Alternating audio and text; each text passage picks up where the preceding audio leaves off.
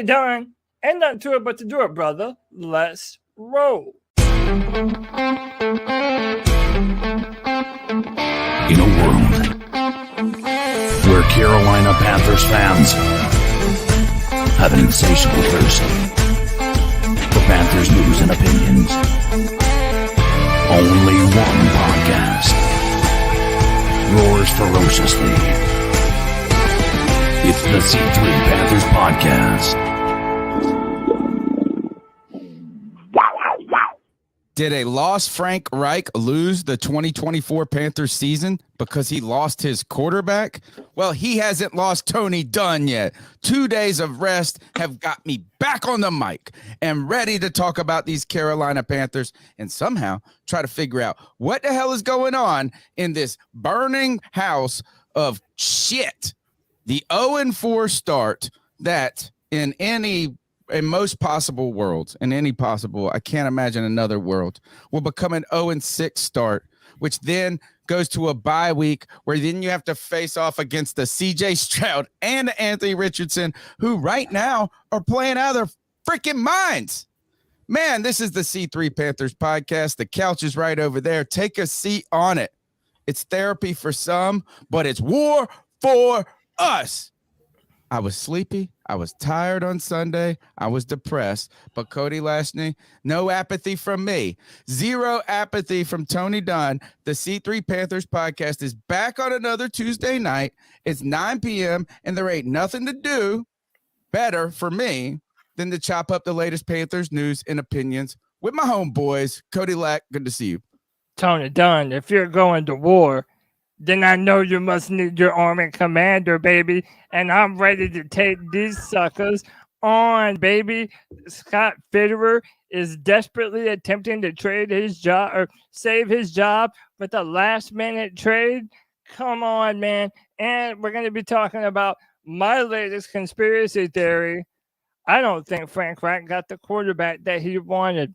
Oh, boy, y'all not ready tonight. That does not mean I'm giving up on my boy Bryce, but we need to have some very serious discussions, Panther Nations, and we're going to take the temperature and see if everyone is panicking. We're even going to play a clip of Tony's boy Chandler Honeycutt on this very subject. But, man, Tony, you know we're never going to do this show without the best damn Panther fans in all of YouTube. You know them and love them. It's our guy, Drew, Joey the Blind Panther. What's up? Bob the Lorax, the brand ambassador, Diesel Skills, Carolina in the house, Evan Sports Talk, Blame for Jesus, Harvey London, Jake the Snake FU, Michael Johnson, Mossy Man, the Paisan, Muscles Marinara, Patty Grimes, Rockhead 81, Roosevelt Mongo, TJ, Tyler Jones, Vol Guy 23, and that boy White Chocolate Espresso. Tony Dunn, ain't nothing to it but to do it, brother. Let's roll. Don't worry. Don't worry. I'm not gonna do what everyone thinks I'm gonna do. Flip out, man. No, maybe we are. Actually, the number's 252-228-5098. You can panic. You can not panic. You can flip out. Don't panic. Don't panic. Don't panic. Don't panic. I don't panic. Hey, don't. I don't know if you cannot panic at this point. It depends on what you want to set your expectations to. If this season is trying to chase the division, an 0-4 start in the playoffs seems out of touch. Seems crazy, but there could be opportunities for this team to get better throughout the season. And maybe that has to do with potential trading away of Brian Burns. That's right. Could the Panthers trade away Brian Burns in an effort to build for next season and around their rookie quarterback? Boy, things are getting tough in Carolina, and my man Anthony is joining the C3 Panthers Podcast, and you pointed out Brian Burns ain't really happy with this losing shit and may not want to even be in Carolina. Yes, sir, Tony Dunn. Yeah, thanks for having me. And yeah, Brian Burns may be on the way out, boys. We do not know. A lot of breaking news stuff going around today. We're going to talk about it here on this Tuesday night, but it's crazy right now being a Panthers fan. We're 0-4. We're still going to hang our heads high, man. And I'm happy to be here with the boys, man. Cody, you said it on the post-game show, and I think I'm just all in on this Deshaun Jameson kid. I think he might be our best corner right now at this moment. Yeah. He might be the most He's our exciting best player. He's our the best best. player That's on the how whole you said team, it. dude. I might be buying this kid's jersey. Give me one more good play, one more good game. I'm all in on Deshaun Jameson. I wish we had 52 Deshaun Jamesons. Boy, he is fast as lightning, man, and playing to stay on the team. I love this guy. The number's 252-228-5098. It's the C3 Panthers podcast brought to you by CarolinaCatChronicles.com. Call in, leave a message. Tell us how you feel. Are you panicking? Do you think that this is just we're victims of a little inflated expectations? Are you concerned that CJ Stroud and Anthony Richardson are really having some success out there? And I'm talking about crazy success for CJ Stroud in the likes of being with Aaron Rodgers and Steve Young type players or something to that effect. Anthony Richardson looks exactly like Cam Newton. I watch his highlights. It is Cam Newton 2.0, but I still, when I see them running plays, I'm like, Cam was better, baby. Cam was a little Let's jump into this show, guys. Tonight, I guess the wildest thing, I didn't know how to title the show. Did a lost Frank Reich? I'll explain it to you. Did a lost Frank Reich lose the 2024 Panthers? I wanted to put season. We ran out of space because he lost his quarterback. Frank Reich was lost in this past game in both play calling, time management, and ultimately just getting this team prepared for the Vikings.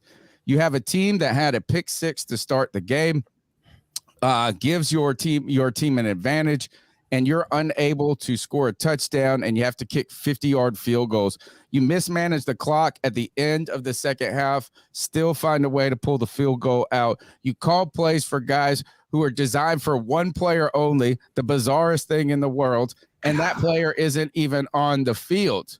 So embarrassing. He seemed lost in the sauce, and this is some of the risk you take in trying to do too much as being both head coach and play caller.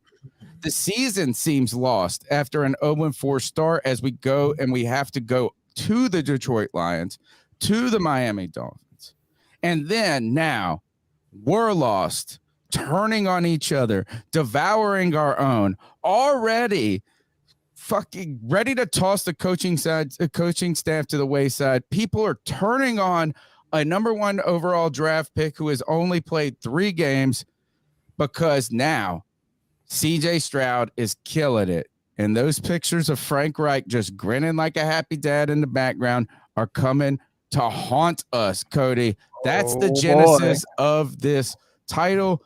Is Frank Reich holding back Bryce Young? That makes me kind of queasy. Oh, yeah, man. I mean, listen, we have it saved for like a tad later in the show, so I won't delve hard on it right now. But, oh, boy, I believe there is so much to what you just said, Tony. And, hey, your boy may or may not have been the originator of that discussion today on Panthers Twitter, man. I really feel like we need to have a discussion about what's going on with not only Frank Reich and the play calling, but even the quarterback situation, man. Seemed like 2 different types of game plans for Andy Dalton and Bryce Young. Hey, I'm just saying that's a conversation that needs to be had. But before we jump into all that, we have to talk about, I feel like, the most recent news that is perpetuating the Panthers Twitter sphere. And that is now numerous sources are coming out and saying that the Panthers are not only looking to trade for a wide receiver, but they want a number 1 caliber guy. This is their top priority right now. Why? Because the organization is all in on Bryce, the player and the person. They love him, want to support him. They believe they can push this season by adding another big name playmaker. And you added this by Brent Coleman. Shout out to Brent Coleman, has a great YouTube channel.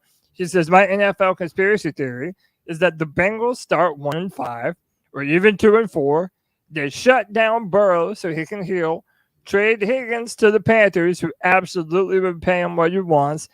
And then they just call 2023 a wash and draft Marvin Harrison Jr. Now, Tony, my question to you is, how am I supposed to believe that this is anything other than a last-ditch effort by Scott Fitterer to somehow save his job after, for the third year in a row now, gifting the Carolina Panthers a 53-man roster that isn't able to compete? The Carolina Panthers are potentially getting ready to be 0-5, and you're telling me that we're going to give up We're even shopping more for people Yeah, rather than shopping we're players. going to give up even more draft capital for a team that does not have a first-round pick. Bro, this makes absolutely no sense to me. And by the way, before people say I'm like hating on the players in question, I'm a Clemson fan. I saw T. Higgins win a national championship with Trevor Lawrence and my Clemson Tigers. I love me some T. Higgins, but I'm sorry. You're not going to tell me that T. Higgins is a be-all, fix-all for what ails the Carolina Panthers offense right now. It makes no sense. He's more of a jump ball receiver. He's not necessarily a burner, and you're going to have to pay him right now. So are you going to pay T. Higgins, who has never played a snap for the Carolina Panthers, over Brian Burns? A lot of fans don't want to pay Brian Burns anymore, but as an organization, that's not a great look for your general manager, who's very clearly on the hot seat right now. Tony, in my mind, this move has desperation written all over it. You're right on a lot of points, right? If Scott Fitterer does this move, you got to believe, or any type of move where you're going and acquiring players, you got to believe that he is trying, and in accordance with Frank Reich, to piece together a season that could be respectable enough for us to not burn down the stadium, and for David Tepper to come in there and just axe everybody on whatever Tuesday or Monday or whatever the hell they fire everybody later in the season. The other thing we've heard too are some rumors that the Panthers could be in the market for a starting safety, as they're concerned with, well, Xavier Woods is not going to be able to, he's going to be out for a prolonged time. In one hand, I think you're absolutely right, is the idea of trading away draft capital, trying to, I guess, create a team that is formidable this year is short-sighted, and still somehow resting on the fact, if you look at the Carolina Panthers website right now, Darren Gant, and the rest of the Panthers media who's trying to do damage control right now, is pointing to Frank Reich's historically slow starts and the fact that he went 1-5 to start a season and finished out at 10-6. So there is that component. The other component, though, so I don't think giving away draft capital would be wise in any case here. But I do think there could be a scenario where adding a player who you truly believe in, that could be a long-term fixture in a revived offense going forward, could be a good addition. Right now, KG73, who is in the chat, my buddy who I grew up with, sent me a message about a week and a half ago, and he said, look, no basis to this. No, just an idea. Is how would Devontae Adams fit in Carolina? And I think when you get into the discussion of T. Higgins and Devontae Adams, they're players that you believe could make a positive impact for a long time going forward, or in building an offense around Bryce Young next year. What I like about adding a player who's already under contract is the idea that you know the financial implications now of what you would get in that trade, right? Yes. I know that, and then you would say, hey, well, T. Higgins is going to want a deal. Well, you believe in that player enough that you're going to want to pay him. The scary thing to me is trading for a guy like Jerry Jeudy or some stupid-ass Chase Claypool or something even worse, and then them stinking. And then them stinking for the rest of the year, and then you not knowing if they stunk because you stunk or if they stunk because they're not that great. and then you don't know if you should pay them or not. So Devontae Adams, you know the financial obligation that comes with him. T. Higgins, you have the excitement of a young player that you think could be a real, maybe some people question if he could be a number one or not. I think, and I'm going to give the mic now to Anthony because I know he likes T. Higgins. I would rather trade Brian Burns for one of these guys than I would draft picks going forward. Absolutely. I think I would do that too. But you know what this looks to me like is it's a panic move.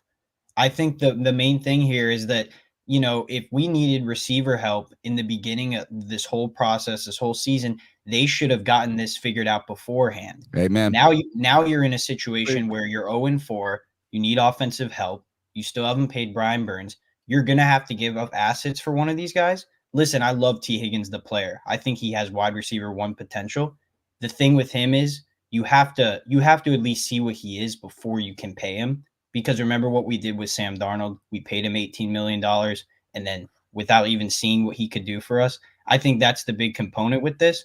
If you're talking about trading Brian Burns for one of these guys, that's absolutely on the table. I think we'll get into it a little more in the show, but it seems like he is not happy with this organization currently, and he could be out the door. And if that's what they want to do to save draft capital, they could potentially swap him for a receiver. And I think, they have to double down on Bryce Young because we really got to see what he can do with someone like T. Higgins or someone in that aspect. I think that's what they're going to do. They clearly like Bryce Young. So yeah, I think that's my thoughts on that whole situation.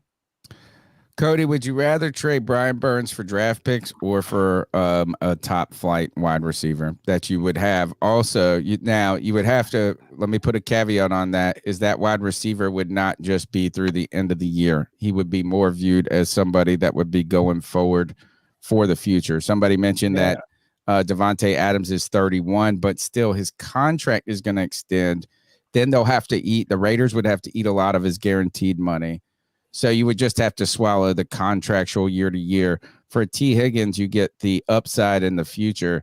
Or would you rather have draft picks and then just delve into free agency next year and try to find a wide receiver or some players around to surround Bryce Young? Is Fitterer the one making the picks? Because Kristen Delane put in the chat earlier, is like, I don't want Fitterer making any more decisions for the Panthers. And I kind of feel the same way, whether it's the trade or drafting. Like, I've just, in such a short amount of time, over the start of this season and through now, I've just soured on Fitterer so bad. But to answer your question directly, I don't know, man. I don't think that, you have a young rookie quarterback.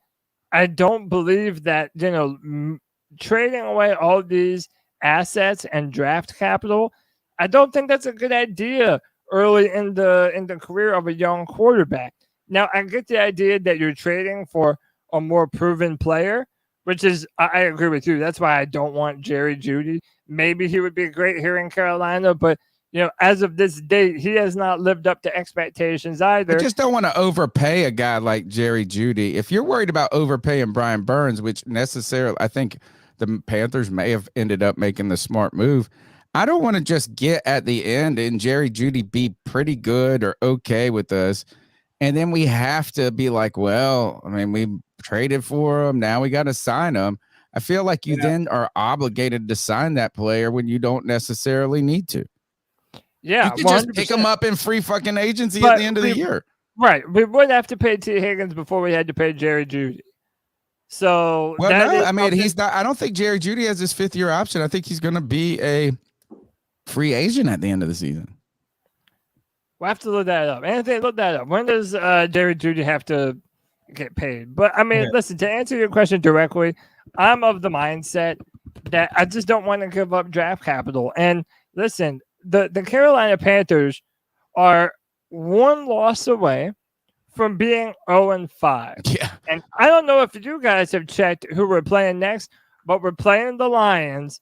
And I don't think many people are predicting that we're going to beat the Lions. So that's a loss that everyone is seemingly We're 0 already 6. already. It would be a Yeah, we're 0 miracle. 6. It would be a Thank you. miracle, like walk We're on 0 water, 6. Jesus miracle to We're go. 0-6. So why are you trying to do anything to salvage this season? Now, you may be right, Tony. This might be a long-term move and a type of wide receiver that you're going to be able to pair Bryce with for the foreseeable future.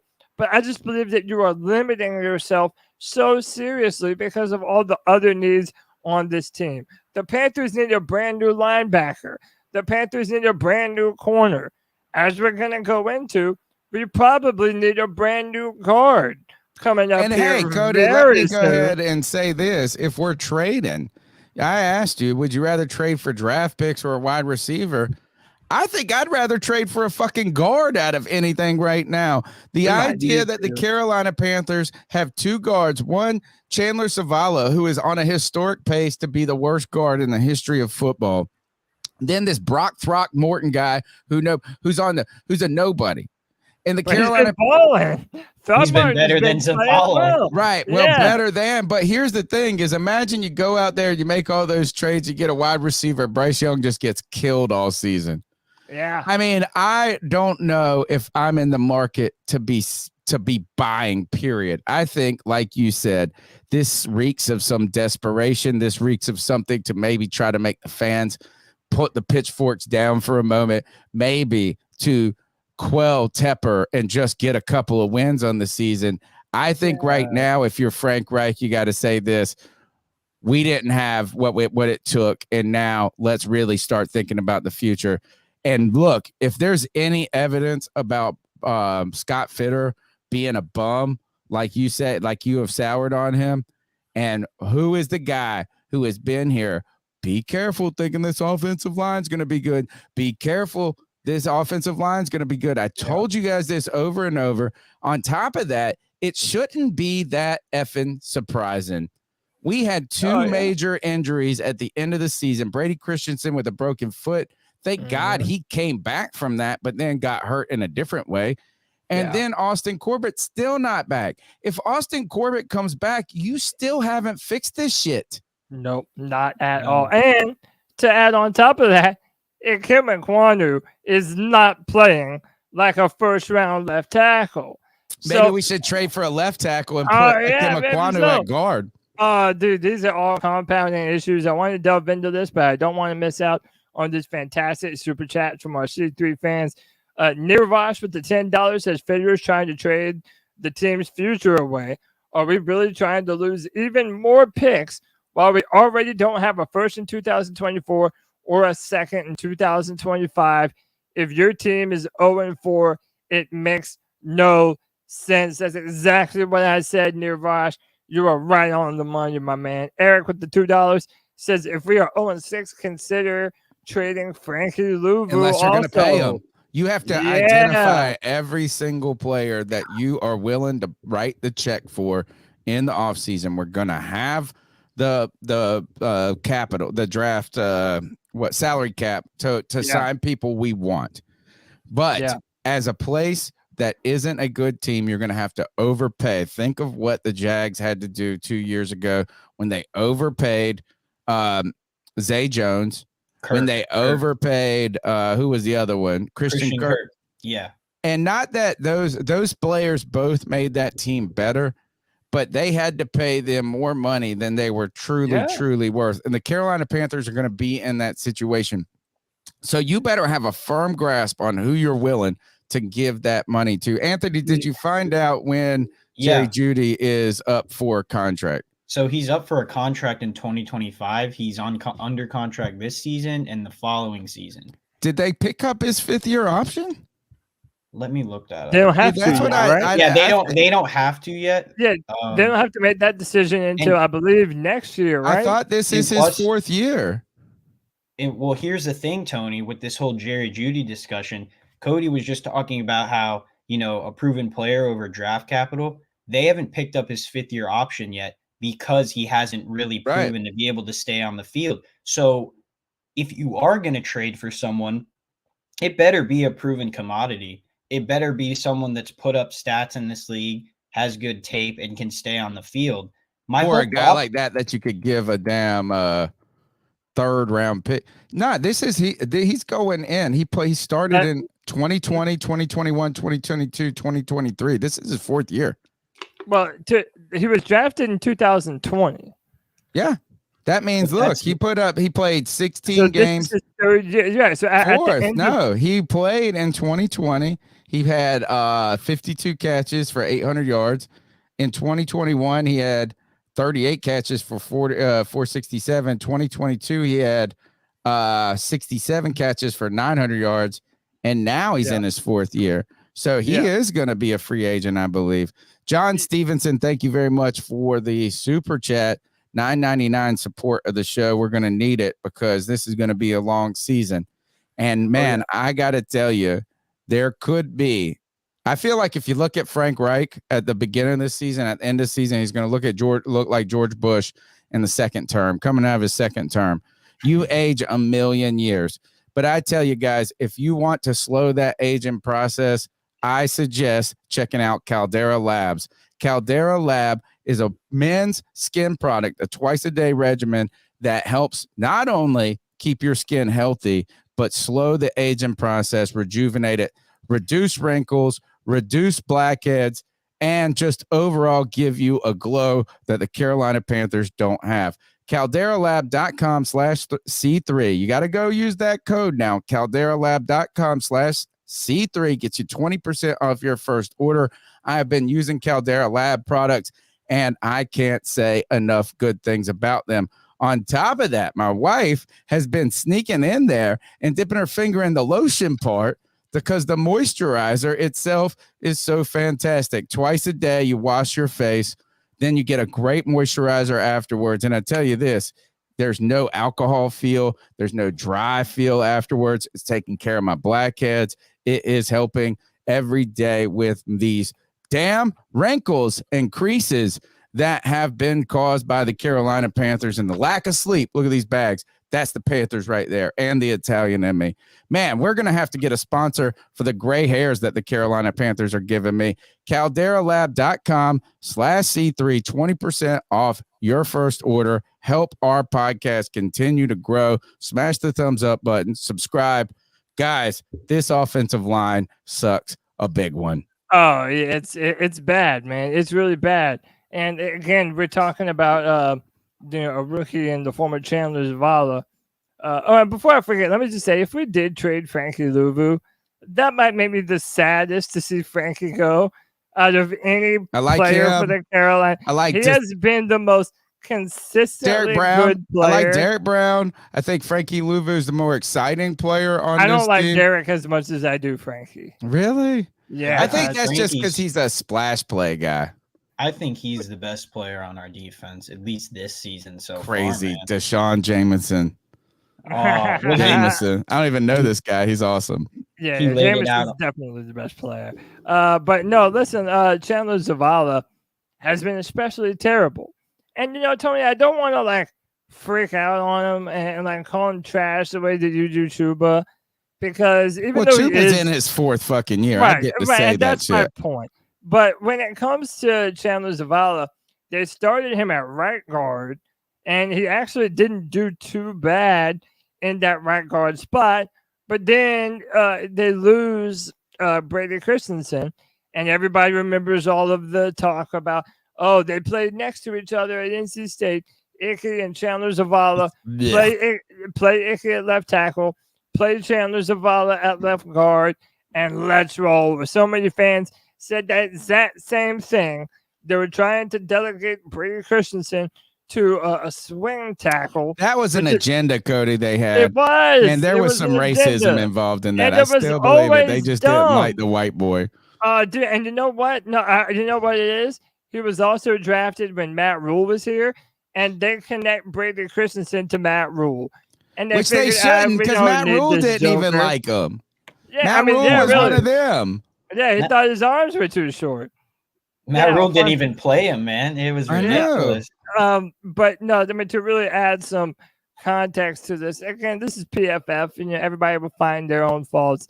Well, in he had PFF. 14 Lord knows pressures. He had 14 Yeah, pressures according right. to all the pictures floating around the world. And whether those are all taken off of PFF or not, look at this score from the Seahawks game.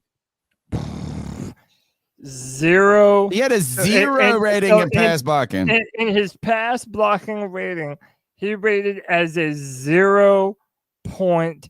Ladies and gentlemen, Oh, by the way, can you see the name right above him? The great tandem together. Oh, I didn't even see that, dude. Fucking Ikea Quant. Hey, how about Bradley Bozeman? One spot above him too. God, just absolutely embarrassing, man. Chandler Zavala and Ikea are not All right, so playing he had well. a historically bad game. In fact, the stat that I've been hearing is that 14 pressures in against the Seahawks he allowed, and no guard in the league has had more than 14 pressures allowed through their first 4 games. Now, bounce back week against the Vikings. How did he look, Cody? Oh, well, let's just say not too much better at Marginal all. improvement. Like marginal improvement, if at all. His grade in pass blocking was an abysmal 23.3. Just as an offense, it graded out 37.0.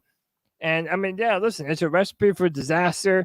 We're going to talk about Bryce, obviously, a little later on in the show, coming up here soon. But I mean, none of this is a recipe for success for your rookie quarterback. You're playing roulette at your left guard and right guard position. You don't have anywhere near the protection that you should for Bryce. And your wide receivers are playing like dog shit, man. And that's when I get where I give credit to my man Anthony right here. Anthony and JJ, for the longest time, have been trying to tell me that this receiving core was hot ass.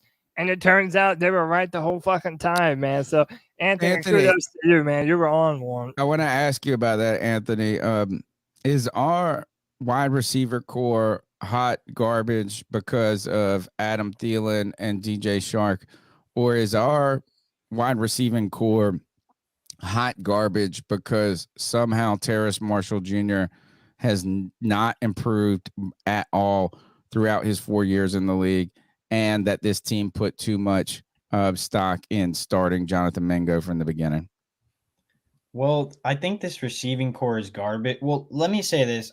I wasn't that low on Adam Thielen, right? I just thought he's been putting numbers. He's been the only guy that comes to play on Sunday. He's our number one wide receiver. And that's the problem. He's the number one. He should probably be the number 2 or the 3. Right. DJ Chark, I wasn't high on. Terrace Marshall Jr., I think the thing with him that got fans a little excited is just optimism. New coaching staff. Yeah. Maybe people thought he was going to play a little bit more. Like he was in the doghouse or something, being held back. Yeah, and remember, he played a little bit more with Steve Wilkes. You know, he's okay, but he's not anything special by any means.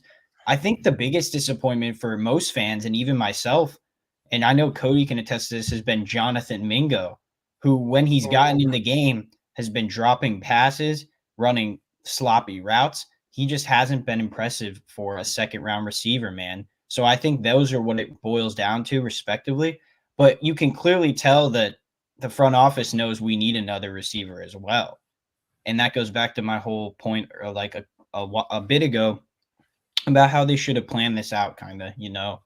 Gaunt tried to go after another guy, get Adam Thielen some more help, so he's not the vocal point of the offense. I agree. I don't think you ever brought Adam Thielen in to be an ex receiver, and you know everybody's like that. Like I thought you brought him in to play the role of a Ricky Prohl, sort of, that came in later in those times, as a guy that has experience that can come up in big moments. And look, as Adam Thielen has been the guy that's out there doing it.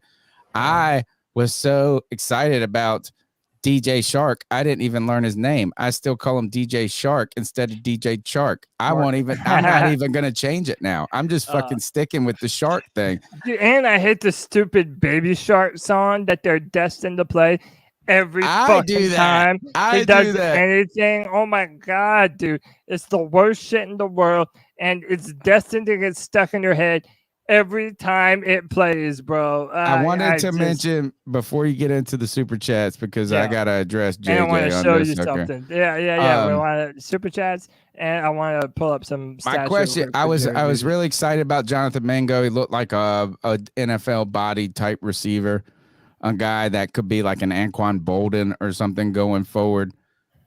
I wonder this though, when it comes to Jonathan Mango, is he just another freaking Scott Fitter overdraft? Not that he's not a good going to be a player. Not that, but look at this: is you got Tank? What is it? Tank Dell? Who's the Tank? Dell. Whatever. That's him. Tank Dell from. Yeah, you got these guys that are in the third that people are like, oh, you're getting value for those guys, right? But we go and get DJ Johnson, who doesn't even dress.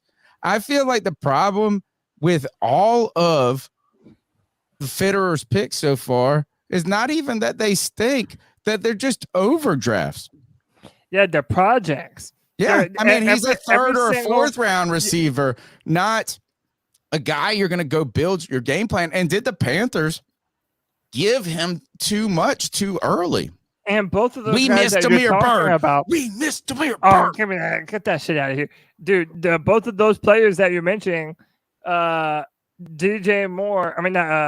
Johnson, rather, and Jonathan Mango, they were traded up for. Oh, God, that makes it They even were more. traded up for. So we gave away draft capital to move up for two dudes who are giving us absolutely nothing. Did you see dude, it's DJ embarrassing, Ojulari is last night on the broadcast? I heard them say DJ Ojulari might be their best pass rusher. I was like, don't they have Kevon Thibodeau? Yeah, you mean Yeah, the guy? don't they have The Thibodeau? guy. I was like, Oh, what you the mean fuck? you mean the LSU outside linebacker that would have been perfect in our brand new 3-4 defense? Yeah, I do That we remember could have had guy. for like 2 rounds, Yeah, I dude. do No remember that trading guy. up. And you remember when I was upset in the draft show on that Friday Yeah. because I'm like, dude, what are you doing? You're moving up to draft a wide receiver instead of letting one fall to you, dude. And it's then you absurd to me, overdraft a man. 25-year-old who's on project too. Yeah, dude. I think the problem is he's been so afraid that these players that he want is going to be taken. When like you look at some of these draft boards, right, and these players like DJ Johnson was, I'm pretty sure, a projected like 5th round pick. Yeah. Mingo, I feel like Mingo was getting a little steam, but for the most part, Because there was a run on wide receivers sort of Yeah, at the end of the first, right? Yeah, but they that's panicked. time. That's the point. It was They a panic panicked. move. Yeah. I wanted to bring this up. Shout out to Panther Pickle who shared this with me. This is his receiving yards and touchdowns through his first 4 years. In 2022, he got up to 972 receiving yards, an average of 14.5 yards, only 6 touchdowns. So again, He's good, bro. He's a good player. He's just hurt all the fucking time. No. He's a different type of player than DJ Moore. He's a long-bodied guy. He's that type of guy that has the typical wide receiver characteristics. In fact, everybody remember when he was coming out of the draft, they said he was like the best receiver. What is it, Alabama guy? It was most people's number one wide receiver. Yeah. He's not let down. What the problem is that freaking the Denver fans have been, the Denver project has been such a disaster that they're just like giving up. And they they shouldn't be trying to sign him right now and overpay him. Yeah. So let's get to the super chats and then some cat calls. But before we do, the voice that's known to make them moist, CK Codizzle Allen, back in the show. What's up, brother? What's up? How's everybody doing? Good, man. Good. Good to see you, my friends. And we are sitting here. We have found a new life and a new energy since Sunday. That's what a good rest and a good sleep and a little bit of anger and anguish will do to the C3 Panthers podcast. CK, we have been rocking and rolling so far. And right now, the Carolina Panthers, it sounds like, according to Ian was it Schefter or Rappaport? Jordan Schultz. Schultz. And then there was the other one that was the NFL.com one, that he said that the Panthers could be in the market for a receiver or a safety. Are you surprised that the Panthers are 0-4 on the way to 0-6 and shopping to acquire people rather than acquire draft capital? The first part is I would have been surprised. I'm surprised that it got to where it has. But I'm more surprised that I let myself be optimistic. Aw, It's About what? You Optimistic about what? about the year. Life as a Panther fan? Yeah, life as a Panthers fan. Yeah. how dare we? So now we're here and we're dealing with everything obviously going absolutely wrong. And I do find it odd that we're in the discussion of trying to add a piece, because it'd be different if we were one piece away. We're not. No. I think it's obvious. Yeah, we're I like think it's incredibly 1,000 obvious. pieces away on the offensive line. We need a whole new line, CK. Well, to be fair, it's a young line, right? We have Austin Corbett out. We have, Christensen out. I think that does put a lot of stress on even Bradley Bozeman being stuck there in the center with two guys who can't really play well. I think that's a tough thing to be finding yourself. Like, you're on an island, similar to a left and right tackle when they're having to take on these free rushers on the right or the left side. So I mean, I think that this is just a matter of mesh. I'm hoping that the Zavala project will work out. Right now, he's not looking good.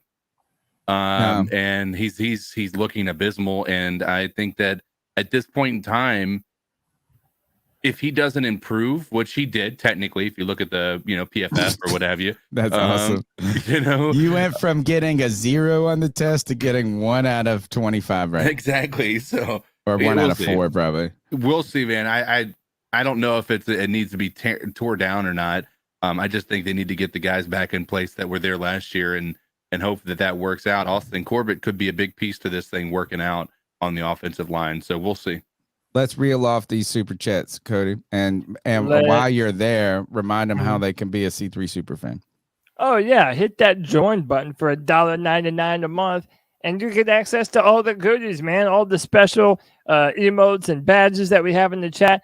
But we're also doing the film room, and that comes out a day early for all Forgot the to tell you guys, tomorrow night, 9 p.m., I'm with Grover Quinn, former Lions defensive back, previewing the game for the Carolina Panthers at the Lions. I'm trying to land Joe Person for the first half hour, but that's going to be a hard line. But Grover Quinn, former defensive back for the Detroit Lions, and there's a great picture of him hugging Jim Caldwell. So you better get ready, folks. I got questions about how's Jim Caldwell sitting around. What is he, taking a nap?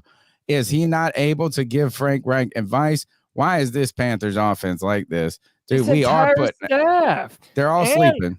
Dude, and we need to play a clip of Frank Reich later on when he was talking about inevitably he's going to have to give up play calling at some point in time.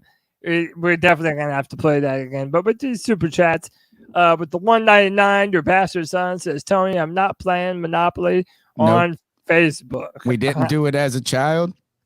We won't do it as adults. I got it. Right. That's right. And with the $4.99, JJ says, sorry, Tony, but Ant being up there makes you look even older. He could be my child, asshole. Yes, of course I'm supposed to look old comparison to that. I'm 41 going on 42. My own son is 15 years old. Guys, you can't act like I'm damn fucking 70 years old. That's what these kids do to me, man. It's stressing me out. Hey, man, use code C3 and Codera Labs. And reverse that anti-aging, man. He also says, and except Miles is a bum and Chuba is better despite both being ass. We are beating the Lions, by the way. One's herpes and one's hemorrhoids, I guess. All right, great analogy. White chocolate was another $1.99. This is Adam has been better than Hopkins in every stat. All right, cool. Sid Dodd. Well, that's a great point. Going back, is we were really interested in DeAndre Hopkins, what he could do, And you know what? Let's just say this is maybe DeAndre Hopkins is just languishing on a fucking terrible team right now, too. You want to talk about terrible offense? What you want to call him? Tana? My friend who's a Titans fan, he calls him Tana Thrill. Nope. Then he changed it to Tana Wills. Nope. That they need to just go with Willis and see what they got. Yeah, I agree. And then Paisan Moses Marinara, our boy, says if you're not the C3 member, I'm calling my guy Joey Numbers to pay you a visit.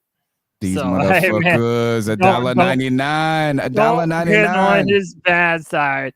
I'll tell you that, man. You don't want them types of problems. Tony Dunn, you ready to do some cat calls and see what these Panther fans are talking I do want to do these cat calls. I do want to remind everyone you can support the C3 Panthers podcast by, number one, smashing the thumbs up button, subscribing, being involved in the live chat. What would be really great is after the show, you go and leave comments. The more comments afterwards with those likes really pumps the algorithm and helps us out.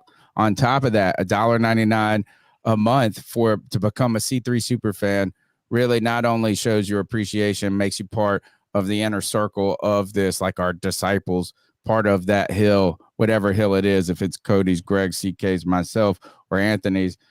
All of that helps, but we are one hit away from giving away a Jonathan Mingo jersey. Either a special teams touchdown or a Jonathan Mingo touchdown is going to get one of these C3 super fans a Jonathan Mingo jersey. So now's the time, if you're not one, to go ahead and get in on it because you're one square away. And if I'm a guy hoping to win that jersey, I hope Jonathan Mingo catches that touchdown. Imagine that. The Jonathan Mingo touchdown leads to a Jonathan Mingo jersey. Way better than Jonathan Mingo sitting on the bench and the defense and the special teams doing everything. But you know who does everything? Our callers do it. The number's 252-228-5098. Let's hit these cat calls, Cody. Let's do it. So what are your thoughts on catcalling? Yeah, it's pretty. You shouldn't do that to somebody. And how did that make you feel? Very uncomfortable. So how do you think catcalling makes the person feel? It feels good, like. Who's that cat sitting in the back corner with his face buried in his nose? Who's that kid that can use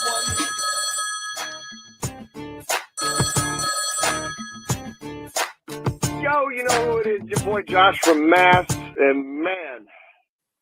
Guys, tell me if it's too loud. Bad. Almost as bad as Tony's play call last week. Man, y'all did me dirty. You didn't play my call. Oh, shit. My call. Jeez. Didn't take no deep shots. Didn't take the call from Josh from Mass. Damn. It's cold as ice. It's cold as ice. Been an ice up, son. Anyway, yeah, no, I saw the same thing I've been seeing with the games with Bryce. Like, I don't know if they're just trying to be too conservative with play calling because they're like afraid of him making mistakes and destroying his confidence or whatever. But it's time to let the kid go. Let him swing for the fences. You know, run some bootlegs, do something, man. You got to do something to get these defenses to respect. You know, to respect because they're just staying near. They're sniffing around the line of scrimmage. They're not doing. You know, They know they're playing bully ball because they can, and we don't have the offensive line to play bully ball. And also, why is Miles Sanders still even on this goddamn team? This man can't tote the rock. He can't do it. Chuba Hubbard out there looking all pro compared to this bum. It is awful. That and they just abandoned the run at the wrong times. Like it times when it worked early in the game, it looked good. You know, I was at a concert, so I had to kind of, you know, pop in watching on my phone here and there in between songs and whatnot and checking and this and that. But like, when I did watch, it didn't look awful in the first half. There was some miscues, there were some problems. There was also like, you know, a defender who came across the line and smashed Bryce after the play was blown dead. Like that's a penalty, but you know, the whole world watches and it doesn't happen. And then the O linemen just don't care. They're like, oh, well, that happened. So I don't know. I don't know. Like I said, I think it's time to let Bryce do some things. Let him. You can't keep giving him this short playbook. and there's an easy dump off every single play and this and that. It's like you gotta do something. You got to get a little more creative. You can't get away from the run. I think it's time for Thomas Brown to start calling plays. Defense looked pretty good as always. About as good as you could have asked them to look against the offense they were going against. I mean, we held the Vikings to 21 points. You hold a team like that to 21, you should be able to win. You should be able to figure it out, especially when your defense is making house calls. We picked them off twice, but week by week, keep pounding, Panthers family. Keep pounding. We out here. Keep pounding, Josh. Hey, yeah, Tony, some people are saying they're not getting their calls. And I promise everyone, it's only because there's like 70 of them. You mean that they're not getting playing? Yeah, some people are saying that. Well, first of all, they're like, if most of the time that's accidental that they're not playing. Sometimes we wouldn't play your call, Josh. We love you, bro. Yeah, Come on. yeah. The other time is sometimes I'm trying to look. How about this? And how about this? Just to make up for it, Josh from Mass. This is another thing that sometimes that is happening. People call in multiple times. Here's my makeup. Wait a second. No. Oh, never mind. It wasn't even Josh from Mass. I blamed it on Josh from Mass. Oh, my gosh. Now I got to blame it on myself. Now I'm playing Coach Carter's 2 calls on my own. Hey, how's it going, guys? Coach Kurt. Is that too low? I just want to say. Maybe a little bit. Yeah, turn it up. I don't even have much to say. I don't even know what there is to say. We're fucking horrendous. I don't know what we see more on the screen. Bryce's parents are Bryce. Like, it's fucking, what? I don't know. We got to do something. Something. Maybe keep Andy Dalton in. Fuck. Like, we had more yards passing than the Vikings and lost. 200 yards, no touchdowns. Our only touchdown being a pick six. Jesus Christ. Well, those touchdowns kind of matter more than yards, it turns out. Or traded.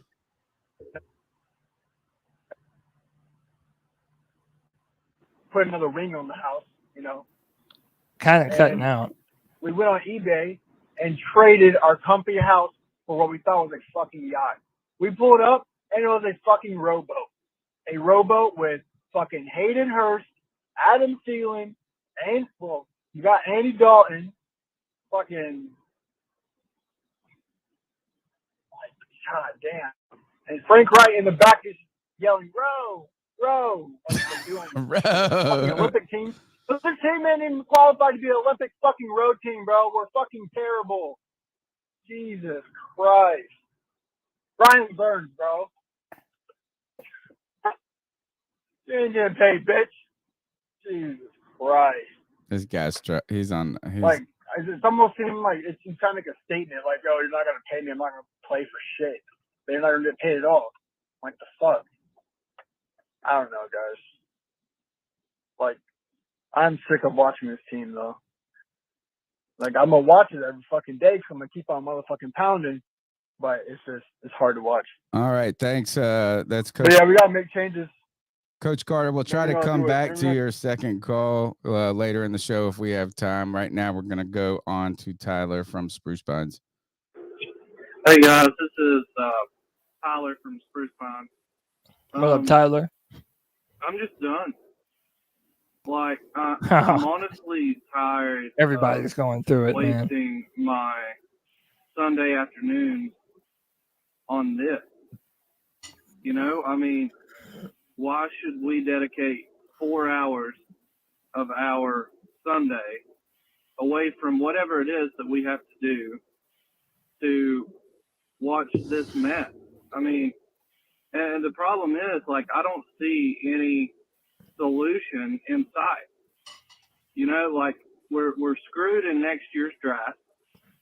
The years that we can actually get a decent pick, and we did have a first-round pick, we did a little bit too well to draft a quarterback of the future.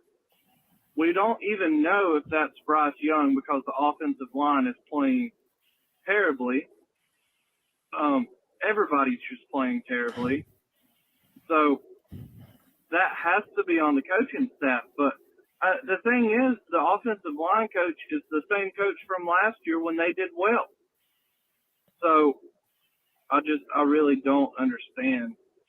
I mean, you could fire Scott Fitterer, but what's another GM going to do when they come in here next year?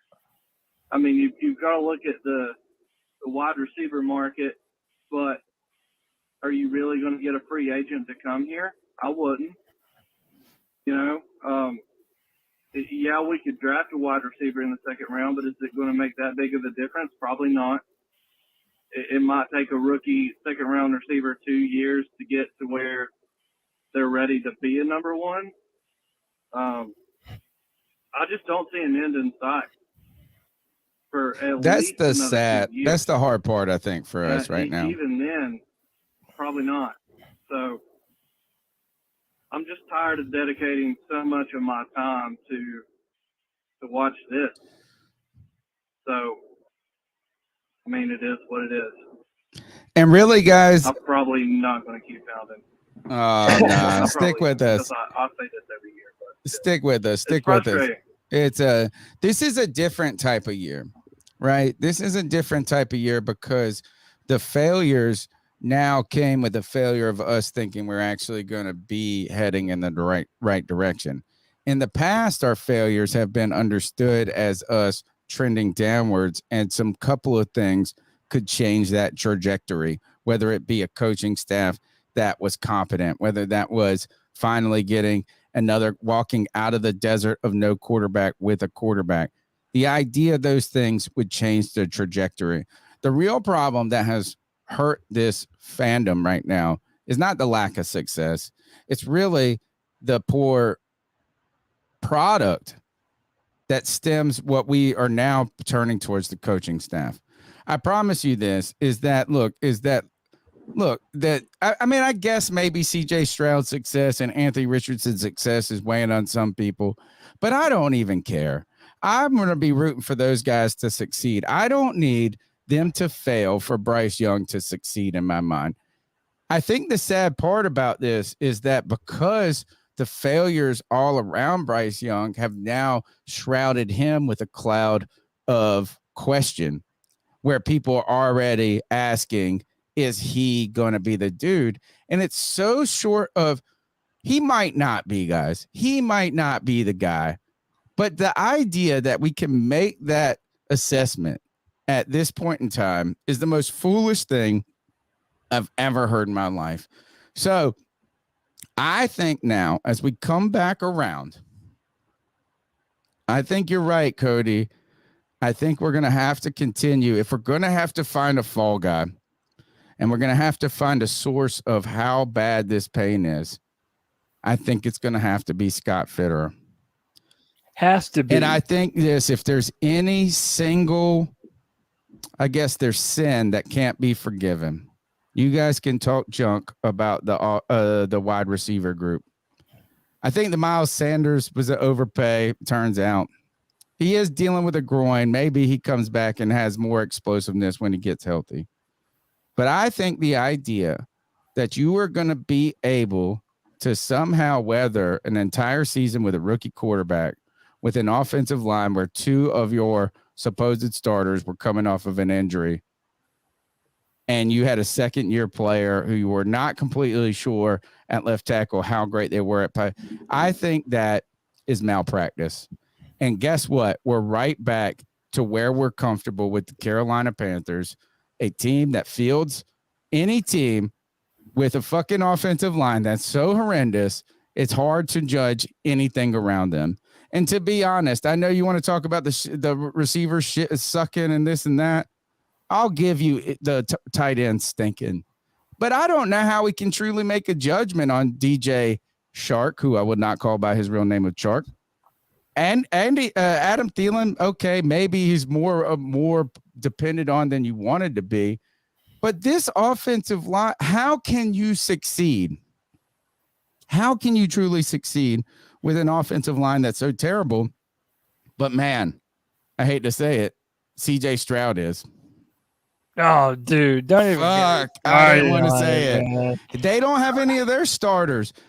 How is the depth of this team in key critical areas so poor? And the idea that our defense has somehow weathered more injuries is fucking bananas, dude. I mean, listen, at this point, it's okay.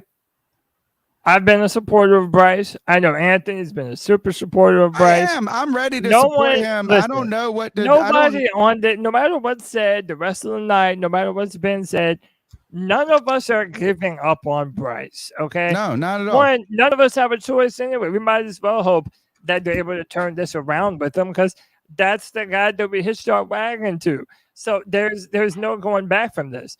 But at this point now, it is literally undeniable that CJ Stroud is the better player as of right now. I preferred him coming out in the draft. I thought he had a bigger arm. He reminded me of a bigger arm Joe Burrow. That was the comparison that I had given for him.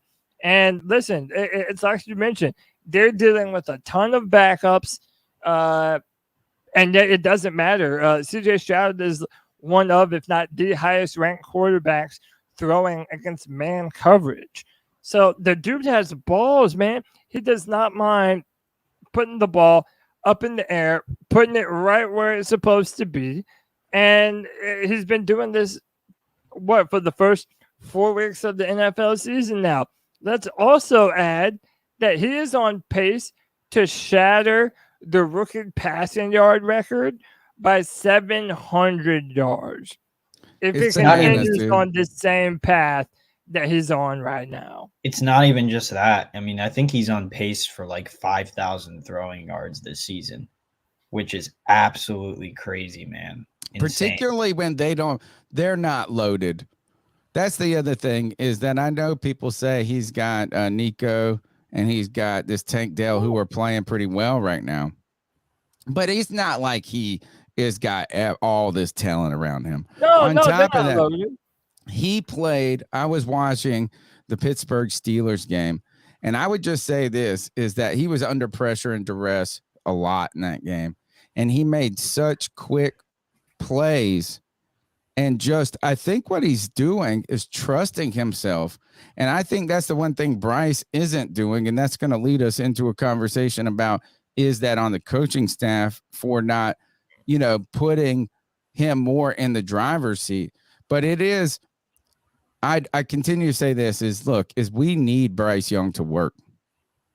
We need him to work. Yeah. Like, it's not whether you want him to work, what you don't think he's going to work, is we need him to work because we made that selection. On top of that, we played 3 games and he has not been terrible and horrendous throughout them, right? He hasn't come up and shown us all the things that a lot of people said that he was going to do and how ready he was going to be. And it does hurt to see CJ Stroud having such immediate success when the real fear of picking him over Bryce was the potential of development and things like this. On top of that, it really does stink too to see Anthony Richardson to have that immediate success.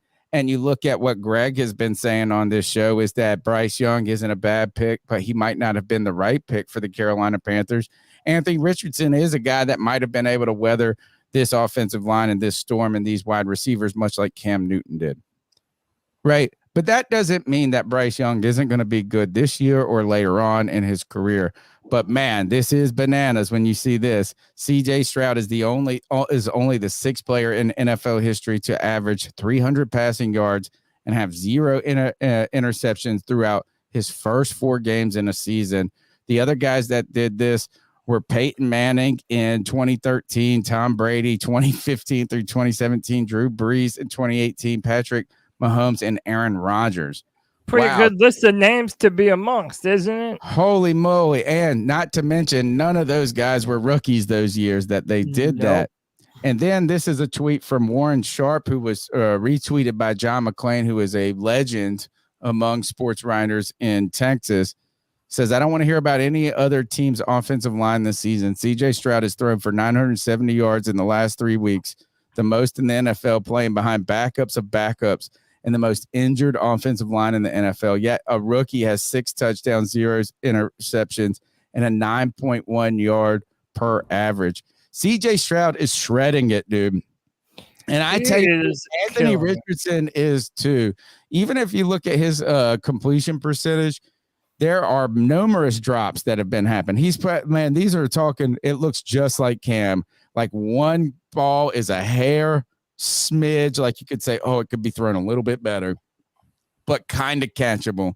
Then you'll have a drop and this and that. His numbers might be in the low 50s in completion percentage, but in reality, they should be around 58, 59%. You know what I'm saying? But I know people are going to say ifs and buts and you're making excuses. But the one thing these guys are doing is balling. And Bryce isn't doing that, sadly. He is not. And listen, we're going to do this thing that a lot of people are sure to do. Where, CJ wouldn't do that on the Panthers team. And listen, whether or not that is or isn't true, that is entirely beside the point right now. Because you're refusing to look at reality for what it is. And listen, you know the funny things about conspiracy theories, Tony? Most times, they end up having a lot of truth to them. And I want you all to join me for Cody's conspiracy corner. Where's Greg when we need this? Greg I know. Missing the most moment. Missing his moment. Greg said that he would be here shortly. But no, we're not going to let him talk about Bryce at all. Oh, yeah, right. Dude, listen. No, we have to talk about this, man. I am convinced of something, and I am not the originator of this conspiracy theory. I don't want to take credit for it, but it needs to be talked about, man. I am 100% certain that Bryce Young was not the quarterback that Frank Reich wanted.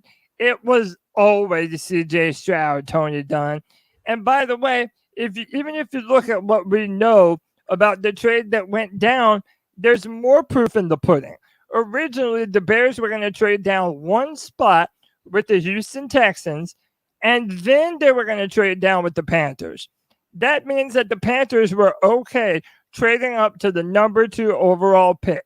Now, the worst kept conspiracy theory by far during that entire draft period was how much the Houston Texans were in love with Bryce Young. They loved Bryce Young. They had the same offensive coordinator now that San Fran had. Bryce fit right into that type of system. They wanted nothing to do with CJ Stroud. And let's just go back to that pro day when Frank Reich was all smiles, grinning ear to ear, looking at CJ Stroud, sling the ball all over the field. And I also think that plays a part in why we're seeing a different kind of offensive playbook being called for Bryce than you do a more prototypical quarterback like an Andy Dalton, who they didn't I think have. That's bullshit. If that's really the case, I think that's maybe so. No, I'm not saying that your point is wrong. I think it's bullshit I think it's bullshit that Frank Reich would even feel that way. I agree. My last thought, and then I'm gonna let Anthony rap as long as he wants to, is that Frank Reich has a type. All right, everyone has their own type, and we know that CJ Stroud was by far more the type of Frank Reich and a lot of the coaches than Bryce Young was. I truly believe that Scott Fitterer and David Tepper are the ones who ended up coming along after they ended up receiving the number 1 pick. You said we might as well make sure that we scout every single player, and they already were sold on Bryce Young. And I feel like this is the difference between what the coaching staff wanted and what the front office wanted. Tony, I rest my case. Well, I'm here to say that we don't agree on a lot of things, Cody, but damn sure I'm 110% on this with you, brother. I agree that Frank Reich wanted CJ Stroud. If y'all also remember, there was that clip that slipped of McCown saying, when you move to Charlotte, we'll find the court. I think what went on through this process was, like you said, I think David Tepper stuck his hand in the cookie jar and said, no, we're picking the quarterback that me and Scott Fitter want. Now, this is, again, a conspiracy theory, but I am a little concerned with the fact that, David Tepper needs to let the football guys do the football decisions. As much as he may like a quarterback, if they think that CJ Stroud was the best quarterback for the team, then that's who we should have gone with. But again, there's no way to know.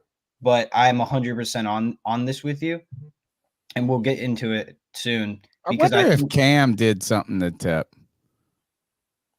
Like, did Cam do something to make him like mad about big, beautiful black man that can run like the wind and throw a football to a piece of plywood? A lot of people think that we're cursed because of how we treated Cam at the very end. And I mean, like, is that you cut Cam, you go with Teddy, then you do this. The question is, how involved is Tepper in this process? Are we the only ones fueling this narrative? Sure, fans are like this, Cody. Fans go back too. And, I could say this is I wanted Stroud because I felt more comfortable with his size. And from what I saw, he had processing skills that were adequate enough. Like, I just didn't see him not be able to do the football things that other that was so developmental. At the same time, after covering this team for 10 years on this podcast and going through all this draft and all these shitty draft picks that we've picked, I don't hitch my wagon to many people with a lot of emotion anymore. So I said, hey, I like Stroud because I know like 5 things about football. But I will appreciate your opinion about how Bryce Young is, how his intangibles are, and this and that. So I'm not like going overly crazy, but it's one thing for fans to start out 0-4, to be struggling, and them to be fueling narratives about this, as you see CJ Stroud and Anthony Richardson doing things in their rookie year. But we're not alone in this. This is not just fans brewing up shit. Let's go to Joe Person today on the Adam Gold Show. Thank you, Anthony, for sending this to me. This is props to Anthony. And I said, and when I asked you where'd you get it from, it wasn't challenging you. It was like, actually, where can we get it for the show tonight? Let's go to Joe Person's small clip here on the Adam Gold Show. He's asked about, ultimately, Adam Gold says this: I'm not out. He basically pulls the Tony. I'm not out on Bryce Young, but man, we thought it was going to be a little bit better than this with this coaching staff and this quarterback. And man, these other guys are doing things at their places. Yeah. And real quick, thanks to Stats for the $5. He says, we talk about curses. We make our own. They ain't real. Anthony has some good points. Smart mind. Appreciate you, Stats. Let's listen to Joe Person as he talks about this situation that we have found ourselves in with the Panthers and Bryce Young.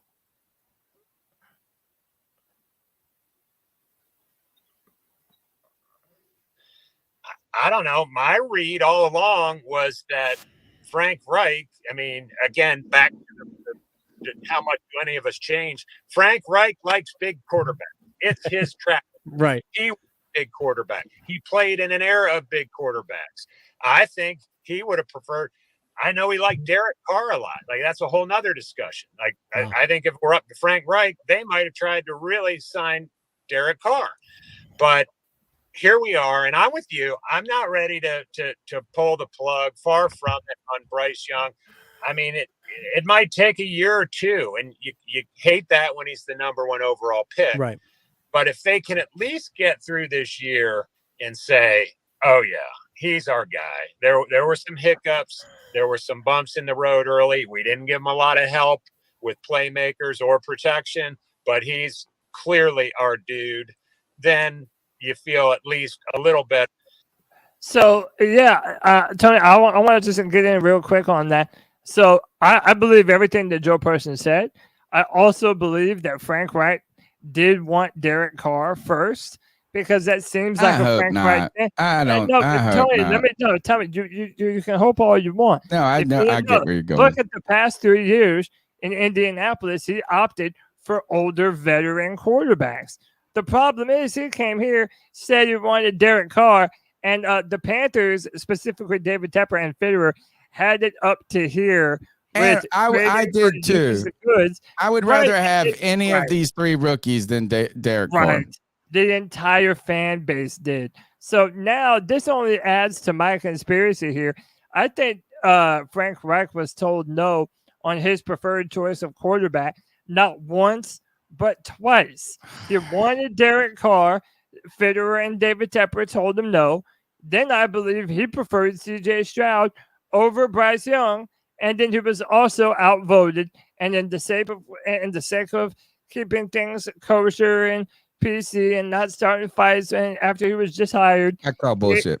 He capitulated and gave in to what everybody else wanted, which was Bryce Young. I don't believe this. Can I add on? Yeah, please. So this is what I got from this because I was watching this driving from a class, but I think that Frank Reich, now this is just, again, all speculation. I think that Frank Reich maybe wanted Derek Carr and wanted to stay at 9 because maybe he thought the team wasn't a quarterback away, right?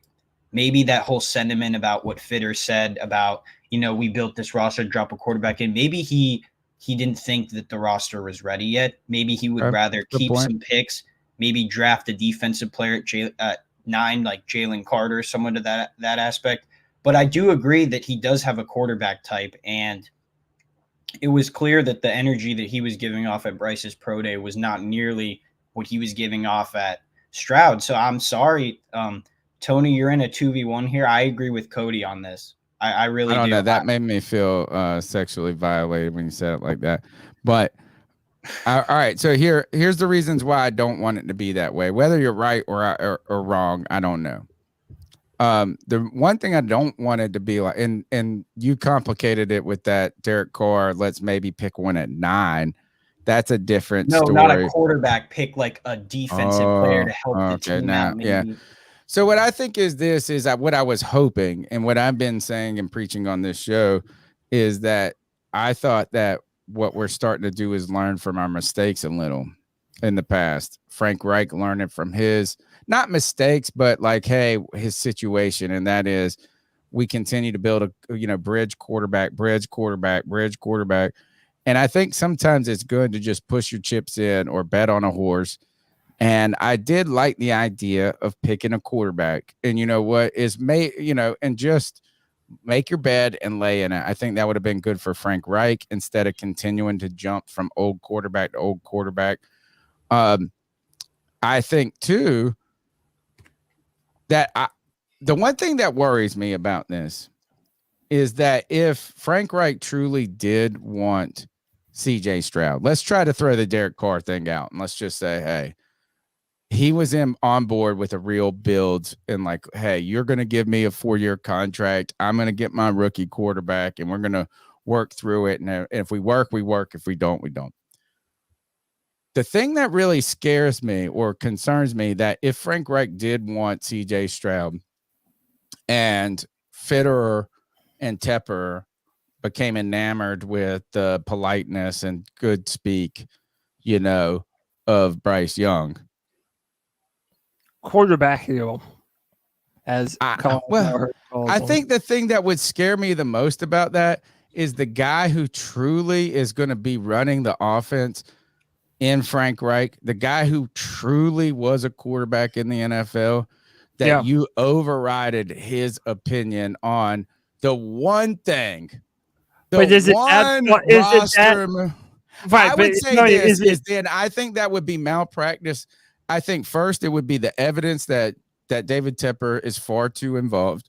And then I also think it would pile on that either Scott Fitter is a cuck for David Tepper, or I just don't think I think Frank Reich should say, hey, chill out, guys. I think this is to lean to pick Scott Fitter over Frank Reich if you're David Tepper on this would be foolish. Well, he probably did because, Scott's been with him for 2 seasons and he didn't really know with what Frank Reich. He's not ever played in the fucking NFL, and Frank Reich was a quarterback. Frank Reich's actually calling the plays. Fitterer is a billionaire's lapdog. Yes, Tony. I think that. Nothing I know. I mean, more. I agree. And I've heard this. I heard someone say this, and then we'll get to the next call, or you guys can finish up your opinion. That sometimes I thought this was a fantastic point. Is that billionaires, when people have this much money, prestige, and influence, they don't tell you what to do. Like they don't say pick Bryce Young, pick this. But you're always so like trying to read every signal that they drop because you just want to keep them happy all the time. So like if he goes, oh man, I really had a great dinner with Bryce Young last night. You're like, oh shit, he might want Bryce Young. Maybe we should pick Bryce Young. You know what I'm saying? Instead of, and you're like, he's influencing it just by with his aura. Even more so than saying pick this guy. And if that's the case, then look, fucking Scott Fitter is a lackey. That was the one thing I've been concerned about forever, is that he didn't have a backbone to stand up to Matt Rule. Now he doesn't have a backbone. Look, you're about to get fired, motherfucker. Absolutely. But also, Tony, think of it like this, right? The Panthers needed a quarterback desperately. They traded up to number 1. And what was all of the word around all the draft space? That Bryce Young was hands down the best quarterback to be had in the draft. Everyone said that he was. That's what you all told us. That's why Greg's so fucking on his tree. That's why I was okay drafting Bryce, because I'm like, okay, even though he's not CJ physically, he does have these other traits. He's shown some good moments, dude. He's got a quick release. I'm not saying that he hasn't, Tony, but here's the deal. David Tepper would not have been able to overcome the ridicule of the Panthers moving up to number 1 and not taking a risk. And not taking a risk with Anthony Richardson. The consensus number 1 quarterback in the draft in Bryce Young. He was not going to let that happen. Why is it so strange to people that David Tepper is the NFC South version of Jerry Jones minus all the Super Bowl rings? Because Jerry Jones didn't get in it. Jerry Jones only had 1, I think, right? It doesn't matter. Jerry Jones didn't he buy the team right when they were on the end of that round? I actually don't know about that. They ain't had none from the 90s, bro. Like, I just feel like Tepper's that one guy in behind the room draft meetings that's like, I kind of like this guy. Like, right. That's a good way. Remember, like, who was it? It came out on the blueprint. Like, they were talking about how Tepper was the one that pushed them to go to number 1, which, like Cody was saying earlier, they were probably content with going to 2 or 3. There were probably other options. It's believable though after what we've seen. I like going to number 1. We all like going to number 1. No, I mean, if you're gonna do it. I don't want to double the plan. That wasn't the plan. They were going to move by this fraudulent Scott Fitter. Well, it doesn't matter. That is what they have said was the plan. That's what the plan was, because Chicago had a deal. They were going to double dip. They were going to trade down 1 spot with Houston because Houston wanted Bryce. They were going to go down to number 2, and then the Bears and the Panthers were going to trade picks from 9 or whatever the fuck we were picking to number 2. Everybody knew that Bryce was going number 1. That lets me know everything I need to know. The Panthers at first were looking to move up to draft CJ Stroud. And somewhere along the line, somewhere along the line, it changed because David Tepper and Fitterer didn't want to have it said that they passed on the consensus number 1 overall. Go ahead, Ant. I just want to say this before we go to the call. And do you guys remember when we had the live reaction on Friday about trading up to the pick? And I was like, breaking news from Joe Person. There's all this stuff coming about CJ Stroud. We automatically assumed that he was going to be the pick. And then that stuff came out about moving down the 2, swapping with the Texans. It's all speculation, Tony. I get it. Like, it's hard to believe. I still like picking Bryce. Is that we traded up to 1. We made the pick. It's 3 games in. It's not giving us the exact results we wanted because of a bunch of different factors, him being one of them. But I don't think we should also second guess the idea that picking him number 1 was not a legitimate reason. Now, I understand how the noise from the league and different things and people, I bought into that. I let you guys and when I say I bought into it, I'm still buying into it. I'm continuing to believe this is what Bryce will be able to do in the future, is not just wow us with a couple of physical attributes in the beginning, but wow us as he continues to learn the game. You know, I mean, look, as Alex Smith, I've said this for a while. He is a short Alex Smith, is a guy that, and the problem with Alex Smith is that when you go number one, the expectations are just so high. They're just so changer. fucking high. Like that's what you're supposed to be. You're It's supposed almost, to be a game changer. yeah, it's easier to be the number 2 pick. You know, the Texans got the easier pick because they let the Panthers pick the pick. They picked the next one. It took some of that out. So if Bryce Young went and balled this year and was doing CJ Stroud stuff, and CJ Stroud was still doing well, you would say, hey, that's awesome for Bryce Young. We couldn't pick him, but look at how good CJ Stroud is. Now we're sitting here looking at this as CJ Stroud's doing well, and Bryce Young just hasn't done it yet. Yeah. And then we're sitting here going, well, fuck him. Not we, but I think I think we have to continue to maintain this, is that Bryce Young, CJ Stroud, and Anthony Richardson can all have great careers going forward. And it doesn't mean that Bryce Young was a wrong pick. But really what we come back to is how much is Tepper involved? Is that influencing it too much? I think, though, do you think it would have been too brazen, though, for the Carolina pick? I think what I wanted the Panthers to do was pick Anthony Richardson. In the last few days, right before the draft, I fell in love with my type. Yeah, but I was like, oh, shit.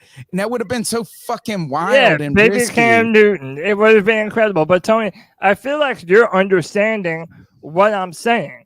If the Panthers moved up to number 1 and took the guy that had an 18%. Had a risk. One of them was no one believes in Ohio State quarterbacks. Everybody was like, oh, Ohio State quarterbacks, they never pan out. They never turn out. Oh, hey, did you hear? He scored an 18 on his S2 test. He must be dumb as a box of hot shit. Okay. Yep. Then you have Anthony Richardson, who was only a 1-year starter. Wasn't that great even? They're going to come away from that draft picking number 1 overall with egg on their face for not taking the consensus like number Baker 1 overall. Remember that year they picked Baker over everybody? Over Josh Allen, over Lamar Jackson. And it was just such a big surprise at that moment. It took balls that should be on Tepper's desk.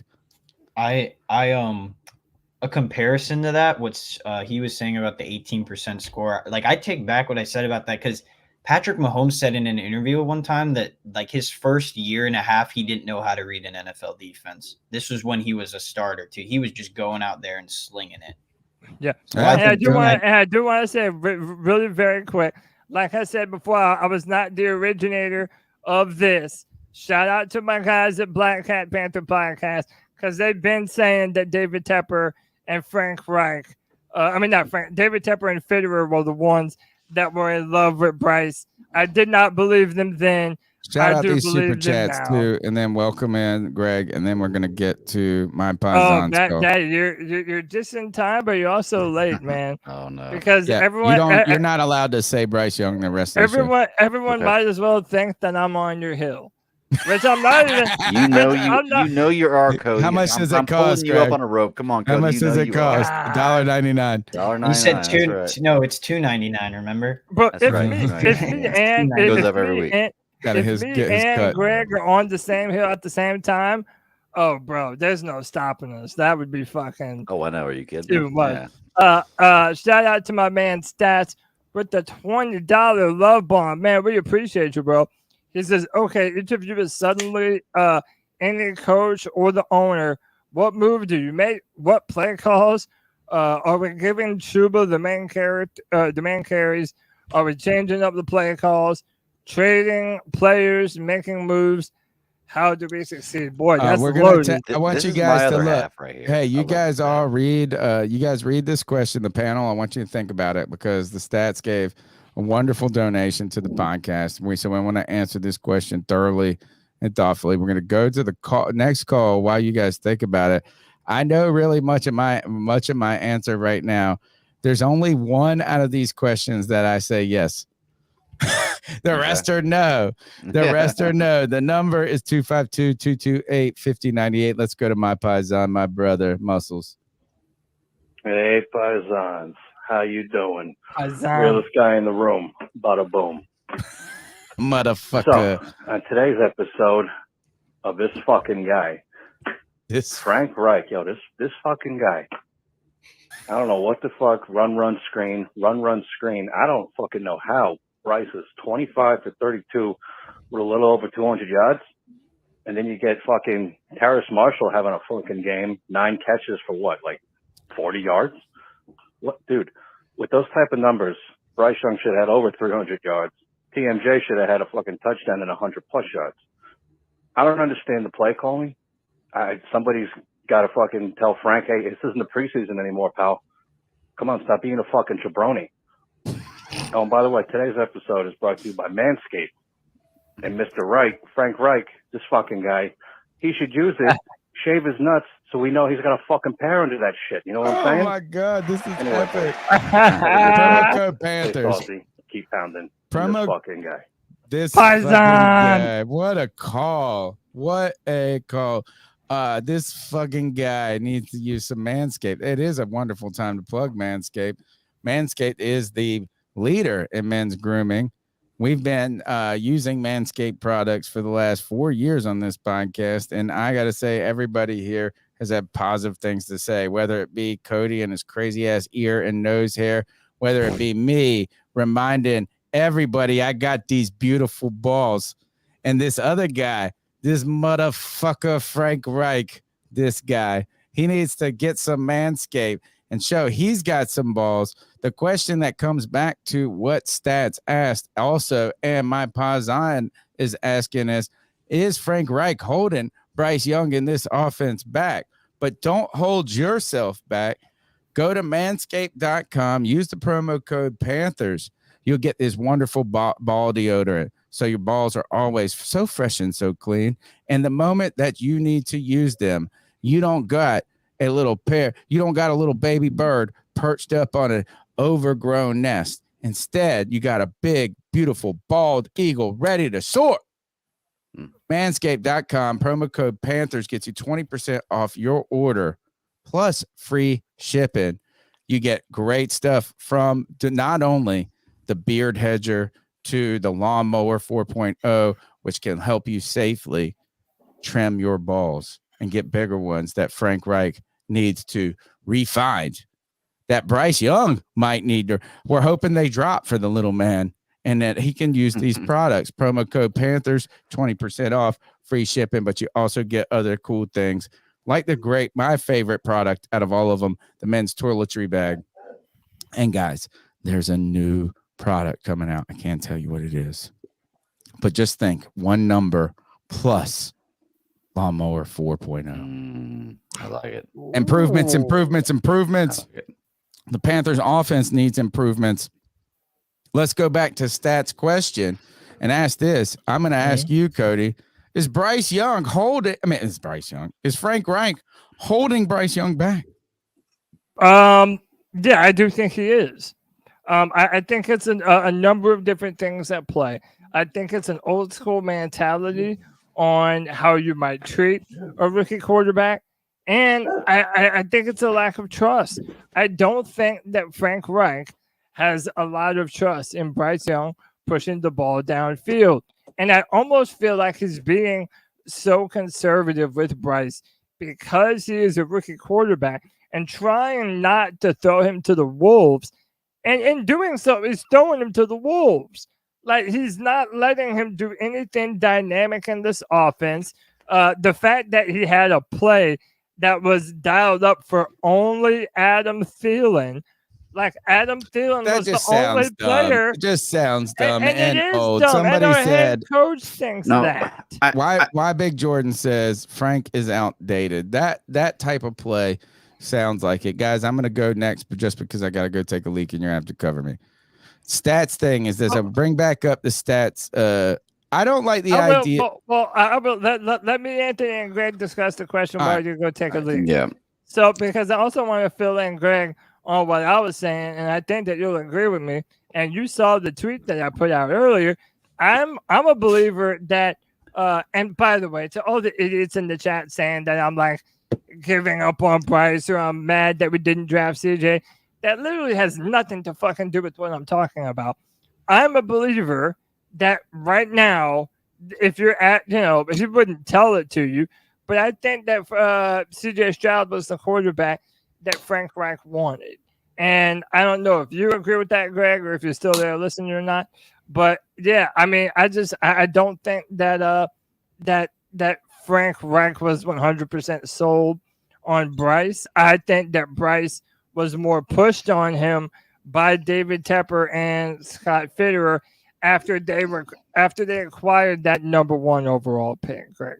That's what I'm thinking. Look, when it comes to the stats question, I love this question because it comes back to some of the things I was saying the other day at the post game. And he's saying each of you suddenly, any coach, any owner, but we do. or the owner, like if you don't have a good replacement, what's the point in making the change? If you're just firing for the sake of firing, then you're just doing something out of spite. You're not doing anything to improve the team.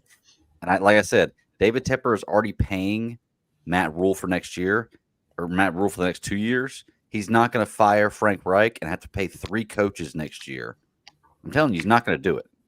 Let me add on to this. Oh, wait, go finish your point. Then. No, you're good. Good. Okay, no, I was just going to say I agree with you on that because, remember Matt Rule said, remember Tepper said the reason he kept Matt Rule around was so he could have more time to look for the next head coach, right? Mm-hmm. He said that. So if we find out that Frank Reich isn't the guy, he will probably keep him here longer than expected, so he has more time to do a head coaching search because it's not like you can just give someone a contract and be like you're the head coach of the Carolina Panthers now. It does take time. So yeah, I agree with you on that. Yeah. And now let's see, are we giving Chuba the main carries? Split them because both backs are doing equally as bad. I mean, neither one's really excelling in anything. Chuba seems to be getting the carries that are giving us the first downs. But I mean, when the total yardage comes up in the end, it's relatively the same. So I don't think either back really matters. Are we changing up the play calls? I don't know. I reserve my comments on the play calling and players not being open downfield until tomorrow when we break down the all 22, because I want to watch the all 22 on one screen and I want to watch the actual game on the other screen so I can hear the sound. And I want to count up how many plays were killed. I want to see what plays were called after there was a kill. And I want to see when plays were killed and when they weren't. I want to look down the field in the all 22 and see if every player is completely covered, because I was watching a lot of football this weekend and there were a lot of amazing throws by amazing quarterbacks to amazing receivers. And there wasn't a ton of separation, y'all. There doesn't always have to be a ton of separation for the quarterback to release the ball. Yeah. You got to trust your receivers. So it's I want to see open. It's NFL. I want to see what Bryce Young is seeing in the all 22, or at least somewhat what Bryce Young is seeing in the all 22 before I make a judgment of it's all play calls, because I do not believe after seeing Andy Dalton doing what he did that it's all play calls. It may be some, but I'm willing to bet there's a little more blame to put on Bryce Young about just not being ready. I'm not saying he's terrible, but just not being ready for this moment. Yeah, I agree. And Sats wanted to know how we fix it. Again, I don't think you're fixing it this year. We're not succeeding this year. I would definitely run Chuba Hubbard more. I think we can all pretty much agree that Miles Sanders is probably the worst free agent signing that we made this year. And that's expected, yeah. I mean, that's pretty rough. I don't know if we can agree. Has he been putrid and not done anything? Who's been worse? Free agent signings. Hayden Hurst. Oh, give me a break. Get out of here, I mean, dude. Hayden Hurst does have like 3 catches on the year. I'm not going to lie. Now, you can continue to go back to this. Anthony, did you go on your answer yet? No, yeah. I'll wait I'm waiting patiently. How would you succeed? Oh, how would I succeed? Yeah, if you're the GM, what are you doing? I've been agreeing a lot with Cody tonight, man. I don't see like a pathway out of this year. If you're talking about like how do we get better, I mean, listen, I don't think this is the right thing to do, but I think Scott Fitter's going to end up making a move here soon for offense. So I think that is going to help us potentially, but I don't think there's any like we can't go out and sign. I mean, there's people in the free agency market, but I don't know if they're willing to spend more money to upgrade the offensive line or get another cornerback. We don't know those things. If I was the GM though, I would sign, you know, an extra guard, maybe sign a cornerback. I would do a wide receiver trade. I just don't know if I would trade future picks. I mean, personally, I would trade Brian Burns for a proven receiver, but that's just my opinion.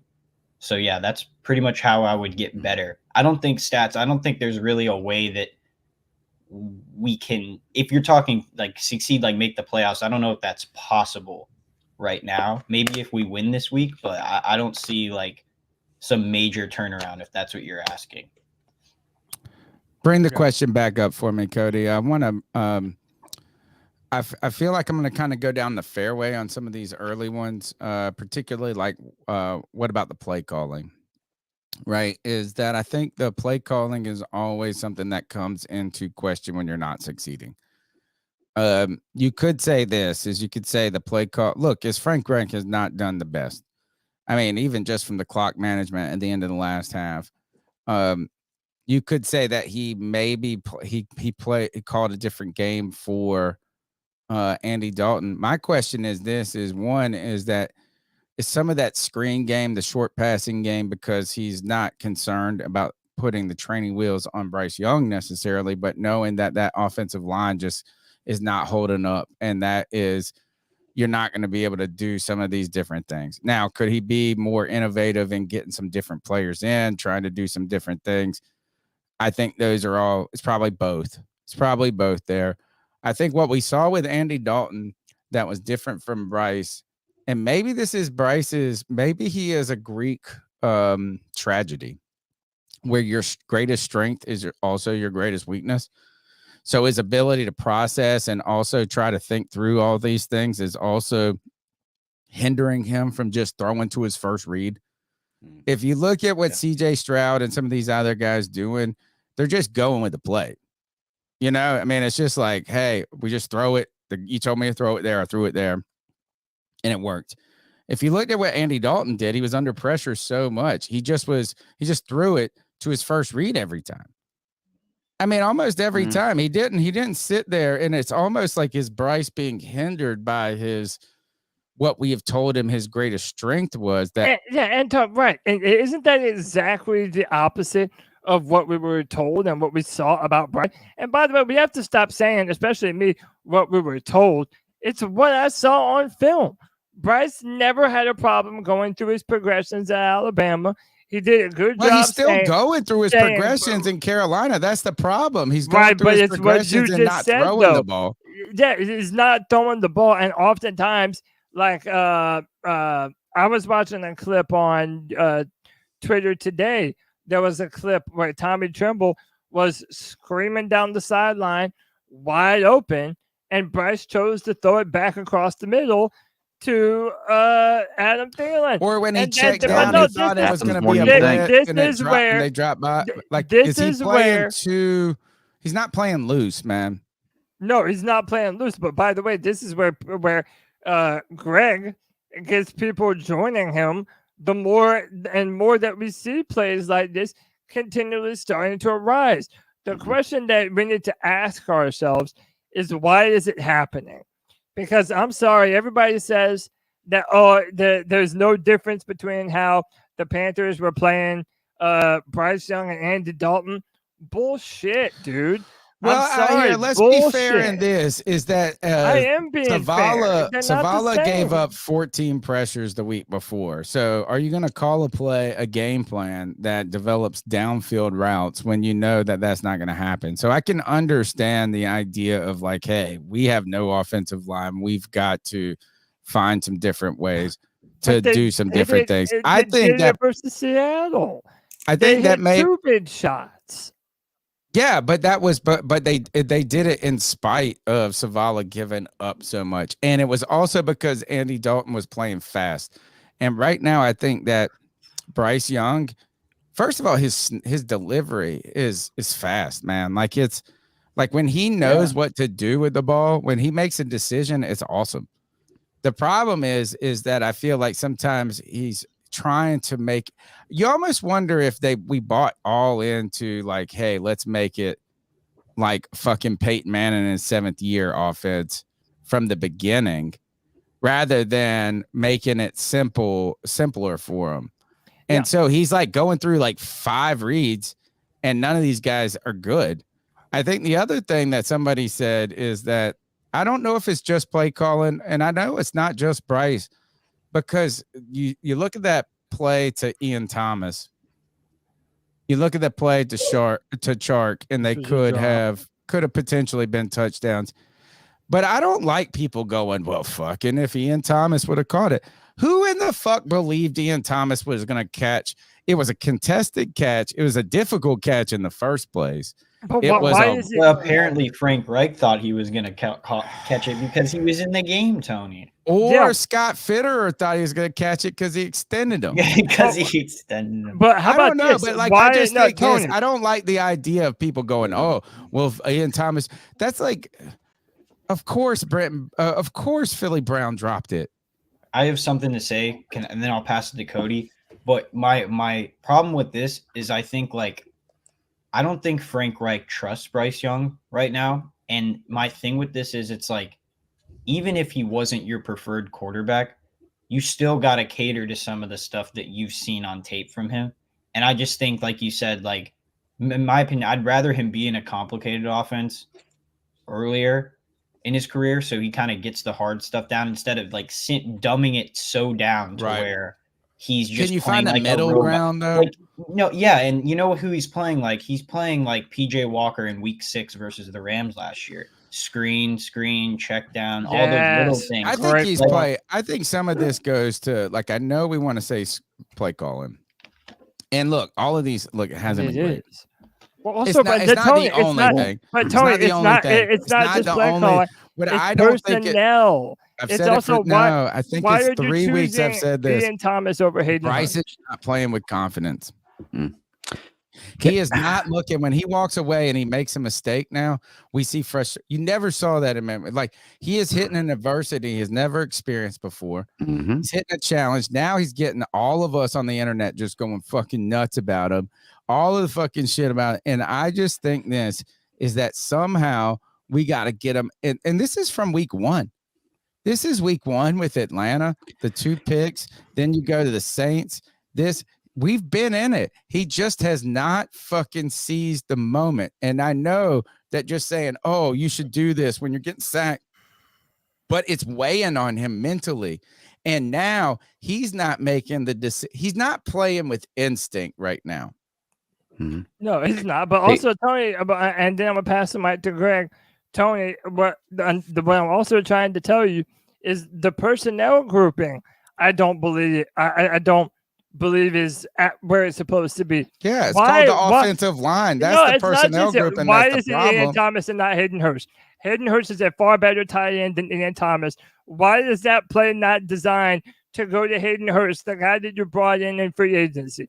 Maybe Hayden Hurst is not good. Why do the Carolina Panthers not bullshit? I have a Ian theory for Thomas that. is not fucking good. Ian Thomas can't catch a touchdown pass in the fucking end zone.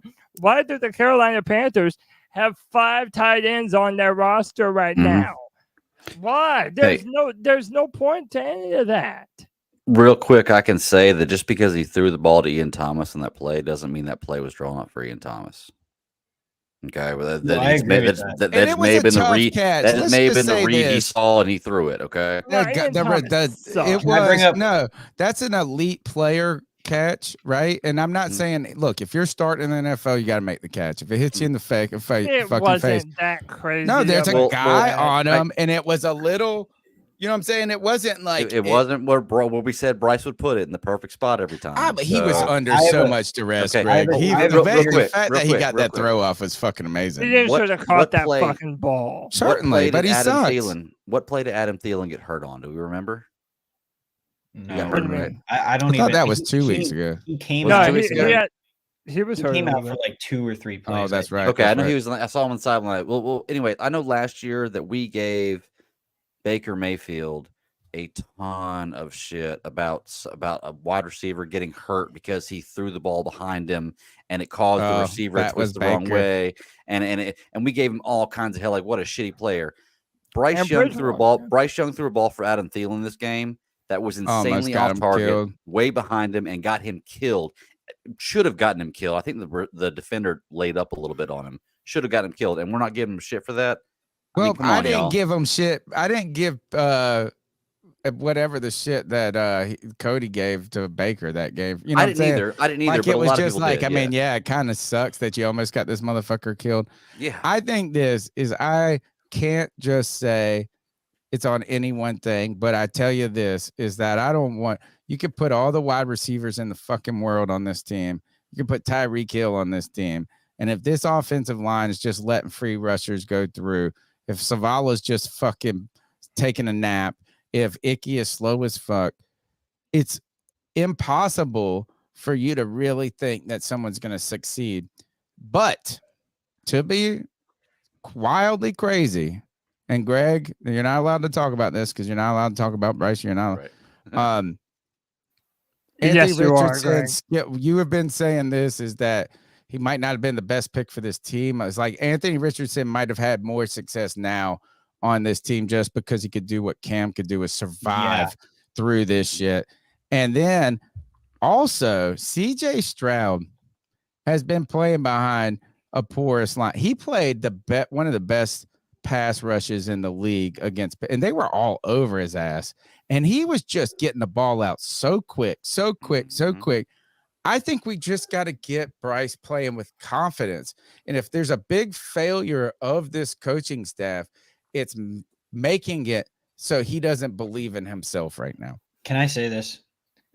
I think, okay, so do you think that maybe they watched the tape on like the Ian Thomas drop and they said maybe like that's why we're in the market for a top tier wide receiver, hoping that guy could make that catch? Because DJ Chark dropped it that same drive as well. He dropped a touchdown there too.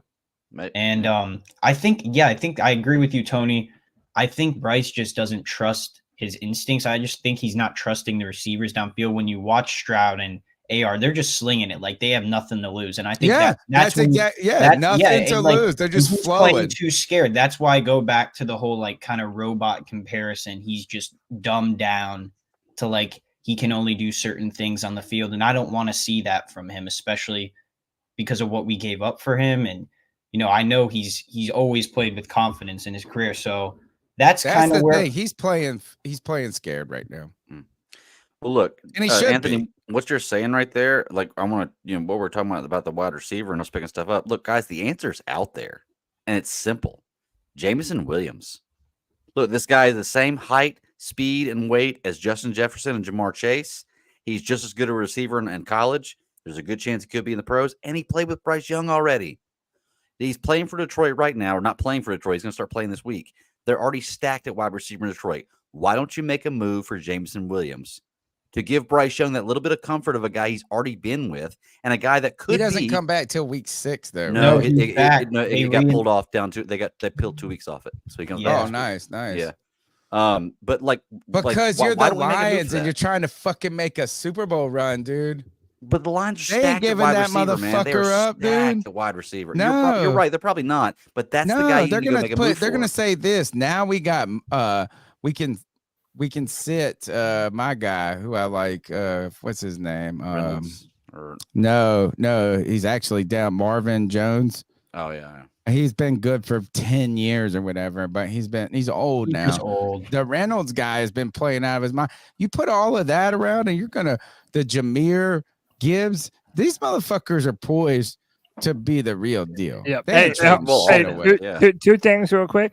White chocolate with the 199 says her separation time last game was 5.46, which was high. Mean? Which was meaning the amount of this is what Greg is saying. That there was separation.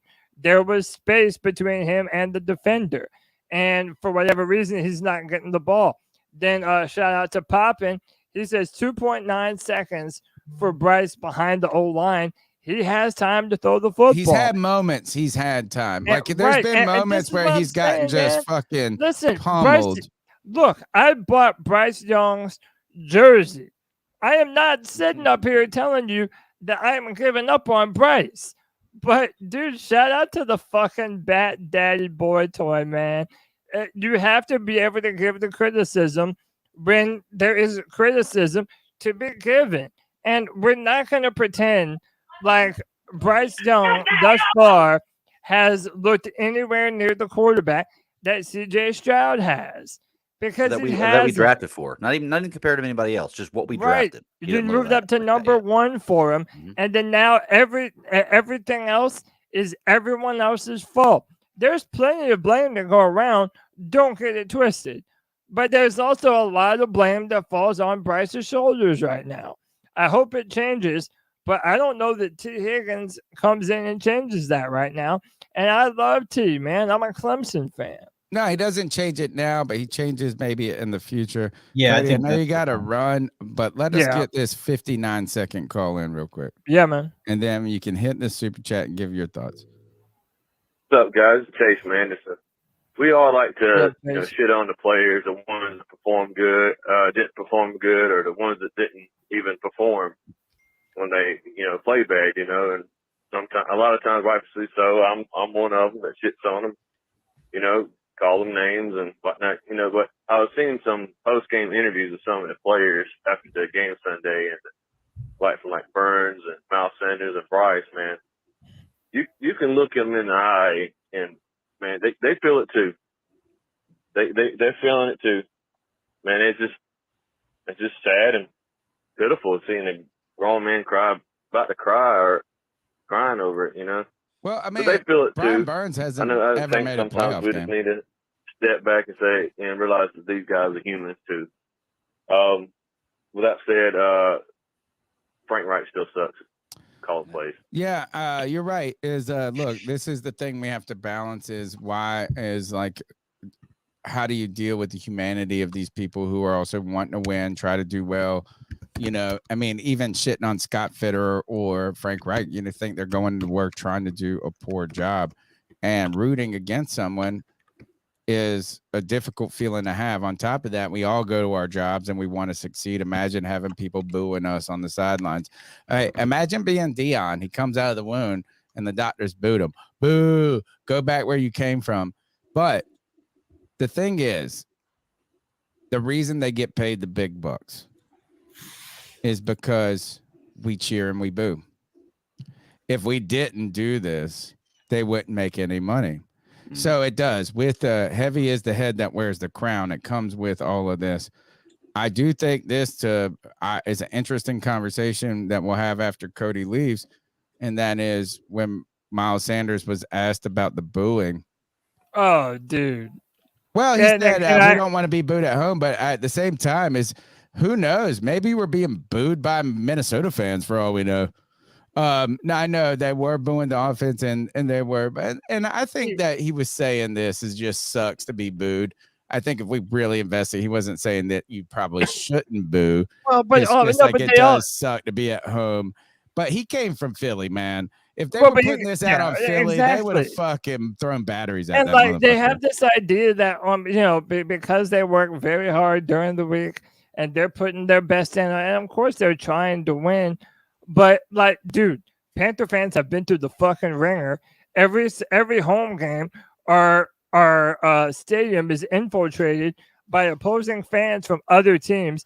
Every year, we're sold this bill of goods like we're going to be a team that's a few pieces away from contending, or we could be a surprise team this year, and it never ends up being that. No, we're the ones that are paying for the tickets, paying for the PSLs. We have every right to boo you off the fucking field if we so choose, man. You don't tell anyone how to be a fan, and especially when you've done nothing but underperform to this point. And you made the great point, Tony. It's like you come from Philadelphia. Yeah, you were there at a time when they weren't booing you off the field. because y'all were whooping ass. But yeah, but if they lose, they would have thrown batteries at them. They have a jail in the bottom, or they used to have a jail in the bottom of the fucking thing. That's the thing, is that I don't want to hear any motherfucking player crying about our criticism. And I know it does. Look, it really sucks that Panther fans, after 4 games, and I never could have foreseen this.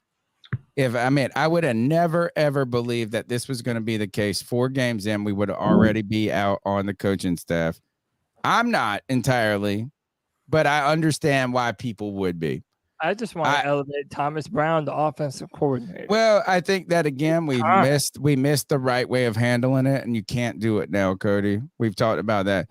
But I think the other thing is to have a rookie quarterback who you drafted number 1 overall, and to be out on him after 3 games that he played 4 total is bananas. But it truly is where people are at, right? People are fucking upset, and the product has been warranting this being upset. And I think it would be better. I think it would have been easier if we were getting blown out 27-10. Yeah. I think the problem is that we're fucking in these games. The defense is playing better than we expected. And all of a sudden, fucking one side of the ball that we thought was going to be a little bit improved can't muster anything up. For the past 5 years, the Panthers have been the least potent offense in the NFL. And Panther fans are ready to see touchdowns. Dude. So I don't disagree. Look, I get why people would be mad, and you know what? I would tell the coaching staff. I would tell the owner. I would tell Bryce Young. I would tell all of these is that yes, on a face-to-face basis, I would be understanding to you, and I would try to be cordial and sympathetic. But y'all motherfuckers make $1 bazillion. At the end of the day, this is what you signed up for. You signed up for, and you know what? Fuck you, David Tepper. Call us some basement people. Call us whatever. You make $1 billion and you haven't even had a winning season. So you know what? Don't make me feel bad about it. And I don't think that fans should be out on Bryce Young. I don't think they should be out on this coaching staff. I don't think they should be in this. But you know what? If they are, they are. I think. I'm about to jump out of here, boys. So I'm gonna say my final piece.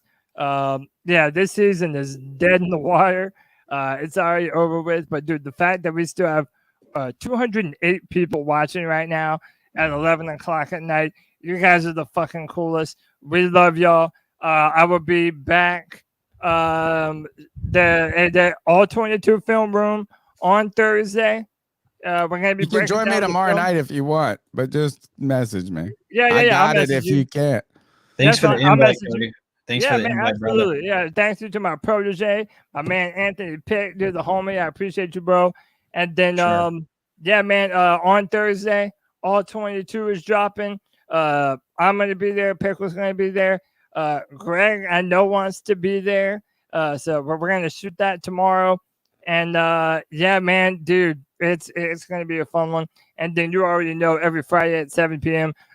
the show for the fans by the fans. Every Friday at 7 p.m. It's a Friday free for all. Be a part of the show. Join via StreamYard and chop it up just like we're doing right here, right now, boys. Y'all have a wonderful night. Panther Nation, keep pounding. Thank you, Cody. Anthony, we were talking about, you wanted to get in there, I guess, about, well, not I guess, whatever you got to say about Panther fans and their feelings. Yeah, I think David Tepper keeps selling to us that he's trying to cook he's trying to cook a filet mignon in a microwave, and he wants it to turn out He just does put perfect. ketchup on his steak. Well, yeah. So how could we have ever trusted this motherfucker? Yeah, exactly. And I just think that all good things take time. And I think as us fans, we've been told that year after year, like we want it now. So I'm 100% with the fans, man, on this one. You guys heard my call last Sunday. It's frustrating, but we're going to stick together through it. So, I mean, I don't think it's right for us to go ahead and say, fire these people, bust. Like, I don't think that's the most sophisticated and informed position. But at the same time, those that's where your money comes. Like, the worst thing is for them to not give a shit. Exactly. To not give a shit. And I'm sorry, is like you took. This is why I don't feel a bit of sadness talking shit about Matt Rule. Is he walked away with $64 million. So, boo-hoo. I told him he sucked at his job. Well, guess what? I'm a fucking school teacher, and he is terrible at his job, according to me. But guess what? He's really good at money. And I told Greg earlier, like, I'm not the one that's making millions and millions of dollars. So even if my opinions are wrong, or I can say what I want about this team, because I'm not the one that's drafting players. I'm not the one that's we signing could go free 0-4 though, guys. This is what I said on Sunday is how about this, Anthony? I think all of us, we could have done this same exact product. We could be 0-4 to start the 2023 season, and we would have done it for 1/10 the cost, David Tepper. Exactly.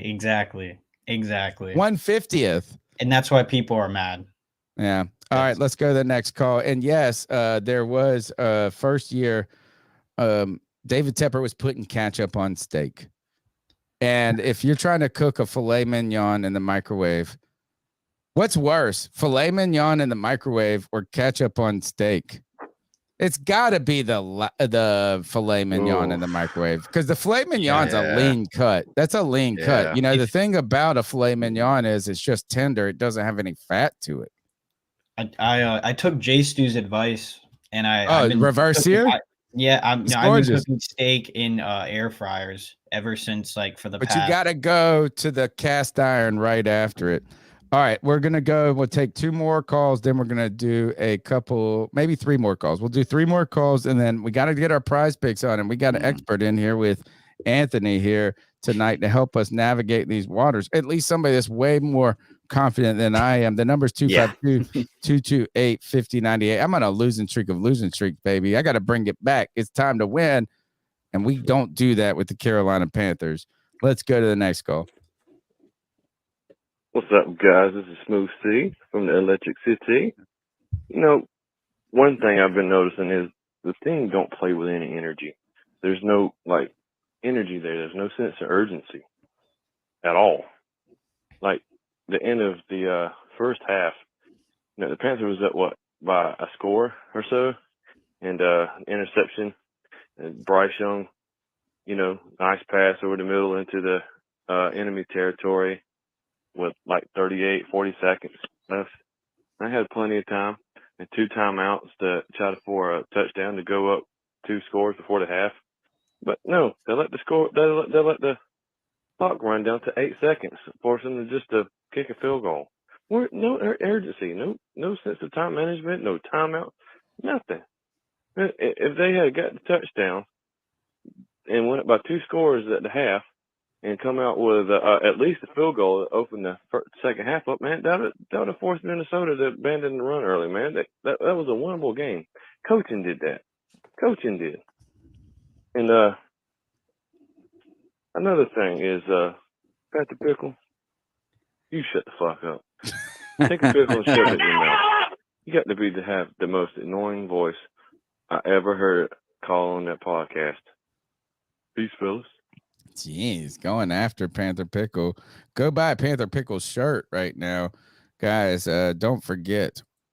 We've got some merch. Let me go ahead and let me see if I can get this up here. Oh, Cody's gone. We'll go to the next call, and then I'll figure it out. Tony, this is Al, right here from Tuscaloosa, Bama, home of the next national champions, Alabama. Roll Tide. This guy. I just want to call real quickly. I ain't got a whole lot of time. I'm still in a bad mental place from Sunday, Tony. My wife and the dog had to go stay with her sister at the trailer next door. I've just been really heartbroken about it, sir. But that's not why I'm here. I just want to tell you and the rest of the panel that Bryce Young is not the problem, and he will not be the problem going forward. I'm going to end this phone call just like this, and I'll call you next week. I have never seen more pussy between Miles Sanders and that offensive line since my last 3-day binge down there in Birmingham, Alabama. Oh, my Roll goodness. Tide. Oh, my goodness. You didn't get none of that Birmingham joint. Next call. He said, I'm going back to my trailer. Who does he take with him to his trailer? Ian Thomas. Hayden Hurst. Hayden Hurst, the trailer. Shredder. Yo, what up, C3? TJ from G Vegas. So, my man, 2 people from G. So, I want to talk about before the draft. I was down in the comments, and, you know, I really wanted CJ Stroud. I was down in the comments, and I had mentioned that I watched Bryce's highlights from Alabama, and I noticed that on all of his highlights, he's back there holding the ball for 5 seconds or more. Just standing there all the time in the world. Or he's maneuvering the pocket maybe a little bit like Pat Mahomes or Aaron Rodgers would do, but without any of that type of protection, he was getting in, and they're doing it in the NFL. And I think at this point we could see none of that's going to be happening here. But when I made that comment, you know, I was bombarded by the Bryce boys, the Bryce gang. And they're saying, Bryce boys, I like that. You watching highlights? Do you even watch the game? No, I just watch his highlight tapes. Well, it's his best plays. And all of his best plays, I'm just pointing out, he's got all the time in the world to make them. Okay? That's all I was saying. That's the point to be made, that you can't say anything negative about Bryce. So, and don't call me a hater, because after we drafted Bryce, I was on board with it. I'm like, okay. But I really didn't think it was going to happen. I'm like, there's no way they're not going to draft CJ. But they didn't. So, fast forward, when everybody's talking about, oh, is he going to get 4,000 yards this year? Is he not? You know, I called in and I said, yeah, maybe, maybe not. I don't care. I just want to see consistent improvement every week. That's all I want. Well, after 3 weeks, I hate to say, I haven't really seen any improvement. And I hate to see what Greg's going through with everybody. You know, now all of a sudden it's toxic tribalism, and you can't, you know, nobody likes to have shit thrown in their face. Well, that's not what I'm trying to do, and I think Greg's handled himself pretty well. So good job, Greg. Appreciate it. And, you know, now that we're all post all this, and everybody that's for Bryce got what they wanted, can we now have the conversation without people ganging up on others with separate opinions? Because I just want to have the conversation. Can Bryce even push the ball down the field from the pocket? Because so far, we haven't seen one completion down the field. We haven't even seen a pick thrown down the field. All of his picks have been short yardage. Yeah. So that's just the conversation. That's the question I want to ask. Can he really push the ball? Before you answer that, shout out to Muscles Marinara. $5 love bomb. He says, can this fucking guy be a segment on the show with or without me? Yes, but I don't know if we could do it without you, though. So yes, and yes. Greg, go ahead and respond to the call. To the caller, I appreciate it, man. And yeah, look, this is one of those moments where I'm just gonna kind of let things. People got to figure this out for themselves. They know my stance. Everybody's in their trenches. There's nothing I can tell anybody to convince them any other way. The only thing I do is realize themselves. But I will disagree slightly, a little bit, that Bryce doesn't push the ball in the field at all, because I have seen. Every game I've seen at least 2 or 3 plays where he's thrown the ball. It just hasn't really connected 15, yet. 20 yards. He's looked good on a number of plays this year, on a good number of plays this year. It's just not been enough to get it done. So I won't say he can't get it down the field. I'll say that he's hesitant to. I don't think that there's not anybody open. I think that he only gets it down the field when he's under pressure and it's the last option. So, but I have seen a few plays down the field. I think the big thing of what Greg has been saying to this fan base is, like, he doesn't think Bryce is gonna, like, be bad, or even he didn't even say that, you know, those other 2 quarterbacks are 100% better than them yet. They're playing better, but I think it's just he wants to see more. That's pretty much what it comes down to. And at this point, I agree with him on that. Like, I had high expectations for Bryce this season, not for the team, but I personally would like to see more from him. We'll see if it changes. But I don't think it's time. We can't call him a bust. It's been 3 games. Yeah, no. We can't do any of that. Give We this can't guy do 2 any. years, homie. That's what I said. I mean, I won't say I hate to say it. That's the reality. If you give up on somebody that you invested that much in before the end of 2 years, you're already fooling yourself, and you really should be thinking 3 years, right? I mean, and I know that sucks to hear that. Is that if it's not great, but look, we are in a league that continues to feel like in every year it gets more win now. But right now, Geno Smith is balling out for the Seahawks, and it took him 15 years. Now, I'm not saying you wait 15 years for Bryce Young, but if you reset right away because you are just unhappy with the result, you might just be walking backwards rather than forwards. And then maybe what you should do is play it out and see where it goes, and then get back. If he isn't it, then you fall into those top draft picks naturally, rather than continuing to force. I think the Panthers made the right move by going and decisively making a decision at quarterback. I think abandoning that decision too early would be a travesty. That would be malpractice. Yes. I think I want to go ahead. Go ahead, Greg. Okay, I want to ask you a question from the chat here. I'm going to highlight this real quick, Tony. I don't know if it's Al or AI, the sailor, but he's asking. He's like, hit him with the Rosen, Greg. I'm sure what he means with that is the same thing that the Arizona Cardinals did with Josh Rosen. Yeah. So my question to y'all is, if there is any chance at all next year that we could trade up and get Williams or May, which I don't think there is, but just say something happens and there is, are we doing it? Yes. No. Like, would y'all pull the trigger? No. Yeah. Okay. I'm in the yes, Mark. So I do want to bring up this point before I explain why I say yes. So Tony brought, after year 1, people thought Mac Jones was better than Trevor Lawrence, right?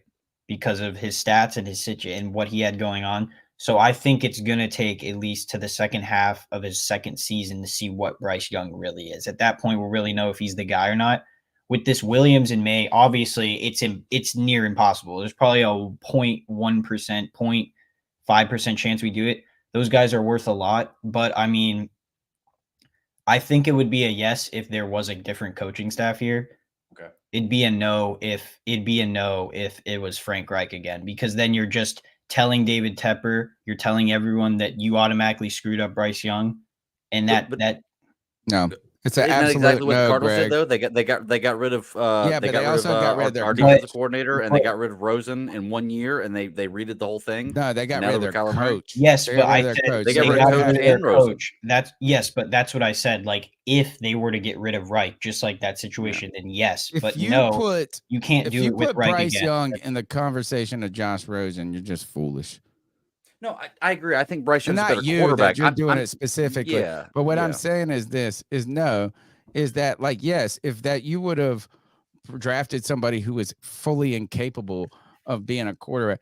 Bryce has, the only thing is he's just not tall. Other than that, he's got everything. So no, it's like Rosen just wasn't good. Rosen was a panic pick. Rosen was not a number 1 overall, I don't think. No, he was 6. Yeah. And then on top of that, they put everybody in a bad position. They were right back in the beginning. They didn't trade up for that number 1. Thank you to Rare Gamer for the $2. He said, is this the first 0-7 team? Who are we beating? I'm going to go back to one more call because this is the second half, and then we're doing Prize Picks. Don't forget, Prize Picks is the number 1 place to play daily fantasy football sports, and Anthony's going to help guide us through it tonight. Yo, it's DJ. One more thing real quick. If I was lucky enough to get a second call in, a little bit long-winded. One other thing I want to ask is, okay, everybody's shooting down Frank Reich. Frank Reich came out and said, we ran this. These are the plays that we can run.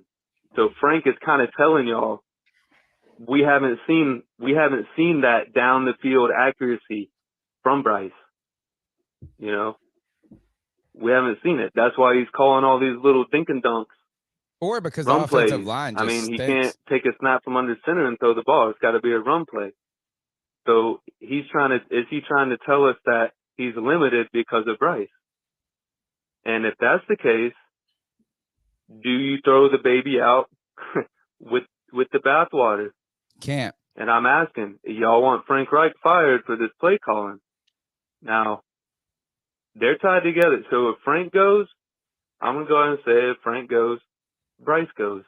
Or we give them both a few years to see what they can do. So I just don't see how you can say that Frank is not calling plays that Bryce has only been proven to make. I think this So is that's another question I want to ask for you guys. Thanks a lot for the call. I really come back to this is I think it would be foolish for us to say it's one thing, right? It would be foolish for us to say it was Bryce Young. It'd be foolish for us to say it was only Frank Reich's play calling. It would be foolish for us to say it's only the wide receivers. It would be naive for us to say it's only the offensive line. I think it's a combination of all these things. I think one of the things that truly for me is that Bryce is not playing with confidence.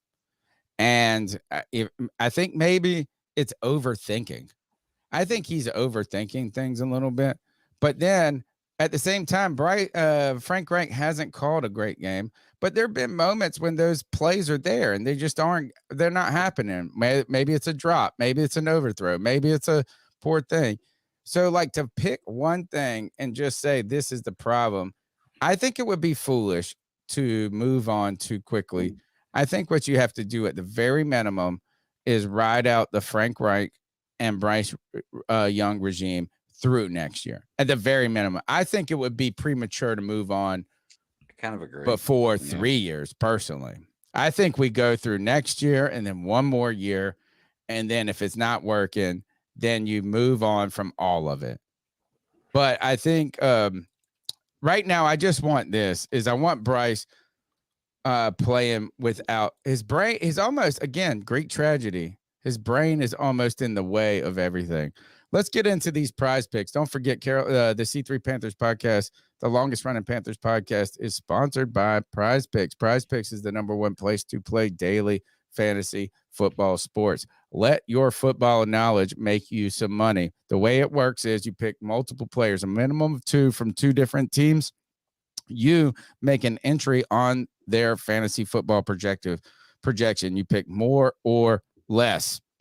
Let me see if I can make this a hair bigger for you guys. Nope, wrong screen. Plus. All right, so what we got to do is this. Let me tell you this. Prize Picks. Go to Prize Picks. Use the promo code C3. Promo code C3 gets you a 100% deposit on your first-time deposit up to $100. You put in $100, you get $100. You put in $99, you get $199. You go and then make your selections based on your expertise. It turns out my expertise is the WNBA, like G Baby. We are a bunch of bitches, but we are. That's where I make my money because the NFL, a real man sport, obviously I'm not cut out for it. That's why we brought in Anthony Piccirillo tonight to help us with this. Promo code C3 gets you the deposit bonus. I can't tell you. Actually, Anthony, before we get into the picks, tell them how much fun you guys have in the Prize Picks discussion and Twitter. And then I want them to say, hey, I'm going to put in my first-time deposit using the promo code C3 because this isn't just about supporting the podcast. You guys have a good time playing it.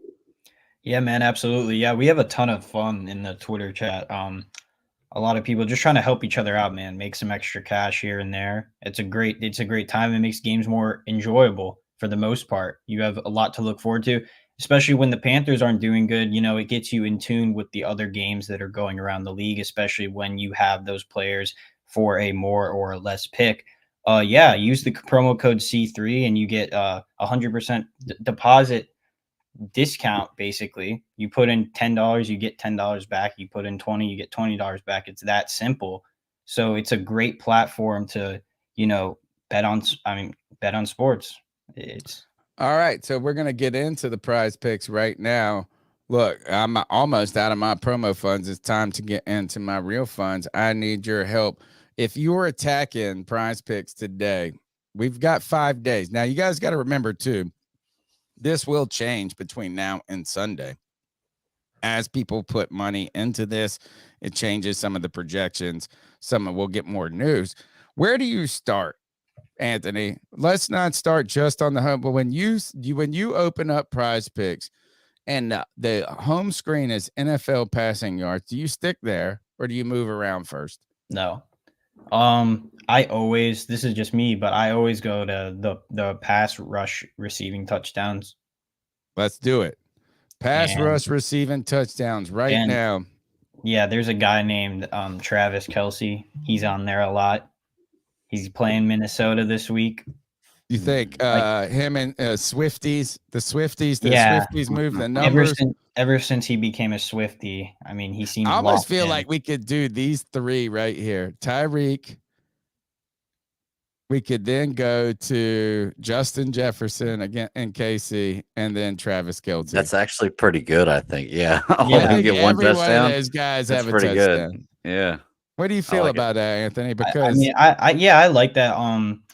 For Jefferson, against the Kansas City. Nobody stops this guy. Is it gonna be the one time because Tony's putting a little bread on the entry? I'm going with this one, but we're going to find another one. I'm going straight up power play right there. Everybody's scoring. I'm a Swiftie. Nah, fuck that. I'm not a Swiftie. I'm a Justin Jefferson-y. And Tyreek Hill is unstoppable. How is anybody in the Giants going to stop this moment? No, he's going to score a touchdown. Yeah. All right, where do we go next, guys? What's Bryce's numbers look like? What do they got? All right, we're not supposed to look at the Panthers anymore this year. Oh, we're not? Okay. I mean, we are. The best Panther is Eddie Pinheiro, in my opinion, in terms of Prize Picks. I don't know if I like 203 yards against Detroit. Now, here's the thing: is the Panthers can't run the ball a damn bit. And let me show you. I know. Well, true, but look, the Lions currently have the number one rush defense in the NFL. Notable running backs they've faced too. They faced Pacheco. They kept them to 23 yards. They kept Kenneth Walker the third to 43 yards. Bijan Robinson to 33 yards. Algier, both the same game, 12 yards. Aaron Jones, 18 yards. The Carolina Panthers, the idea that they're going to get, you know what? They'll probably get the fucking run game running because that's the way the fucking world works. Yeah. But the Panthers will be passing the ball. They will. I don't know if I feel great. Where did he go? You got to go back to passing yards. I hit him though. He's not his name, man. There's no entry for a touchdown for Bryce Young. There you go. Because he probably won't score one. He's only scored one this year. So I mean, that's more than he had last week. No, actually, it's not. He had 204 last week. I thought he had 202. I thought he had 204. Okay, either way, I don't feel great about it. No, there's a chance the Panthers are passing a ton, and this is his breakout kind of statistical game, and they still lose. This is the game where they're down like 23-7, and he gets a lot of garbage in the game by throwing a garbage. Right, yeah. And so I don't feel great about that because I feel like you're playing from a deficit. Well, what's 200 divided by 5? 40. So if why 5? Because he throws 5-yard passes. So if he throws 45-yard passes, he'll get there 203 yards, and he completes all of them. Stop, Greg. And he has an 85% completion Don't be a jerk about it. He's amazing. Sometimes you should just stick with the winning position. Now you feel like you're losing. I do like someone for this Thursday night game. It's our old friend. Who's that? Our old friend, DJ Moore. He got 131 yards last game. Washington's defense hasn't been anything special this 50 and a half. 4 receptions is a better. Oh my God. We got to take these on different ones. We got to find some because the 4 receptions is a lot. That's a good bet. Yeah. All right. Don't say that. That's not that crazy. It's not that crazy. It's a lot. Catches. No, that's what I'm saying. I think 4 is. He's saying this. Is that we're getting that. We're getting that. Jacksonville, Josh Allen, rushing yards. Where do we want to go next, Anthony? Where do you go? So you start with passing, rushing, receiving touchdowns. We looked at passing yards for see if we got anybody else that's sticking out. Josh Allen with 260 yards. That's probably a more. Go up. He's had had a couple games this year that were less than that. Kevin in the chat says, look at Sam Howell for 20.5 completions. That's a lot of completions. I'm gonna go with this guy. You're on the right track right here. Scroll down. I like CJ Stroud over 244 versus Atlanta. I mean, more. Whoa. 5 games in a row. Come on. Yeah, you can't. No way.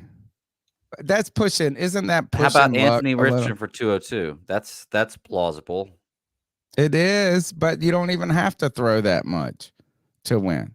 He threw 11 passes last week. You know what's good? If you want to, I almost want to say the less than here because I think they're going to be able to run on New York. It's going to be a blowout probably, and he won't have to throw at all. Yeah, I would if you're talking about Anthony Richardson, I would look at his rushing yards.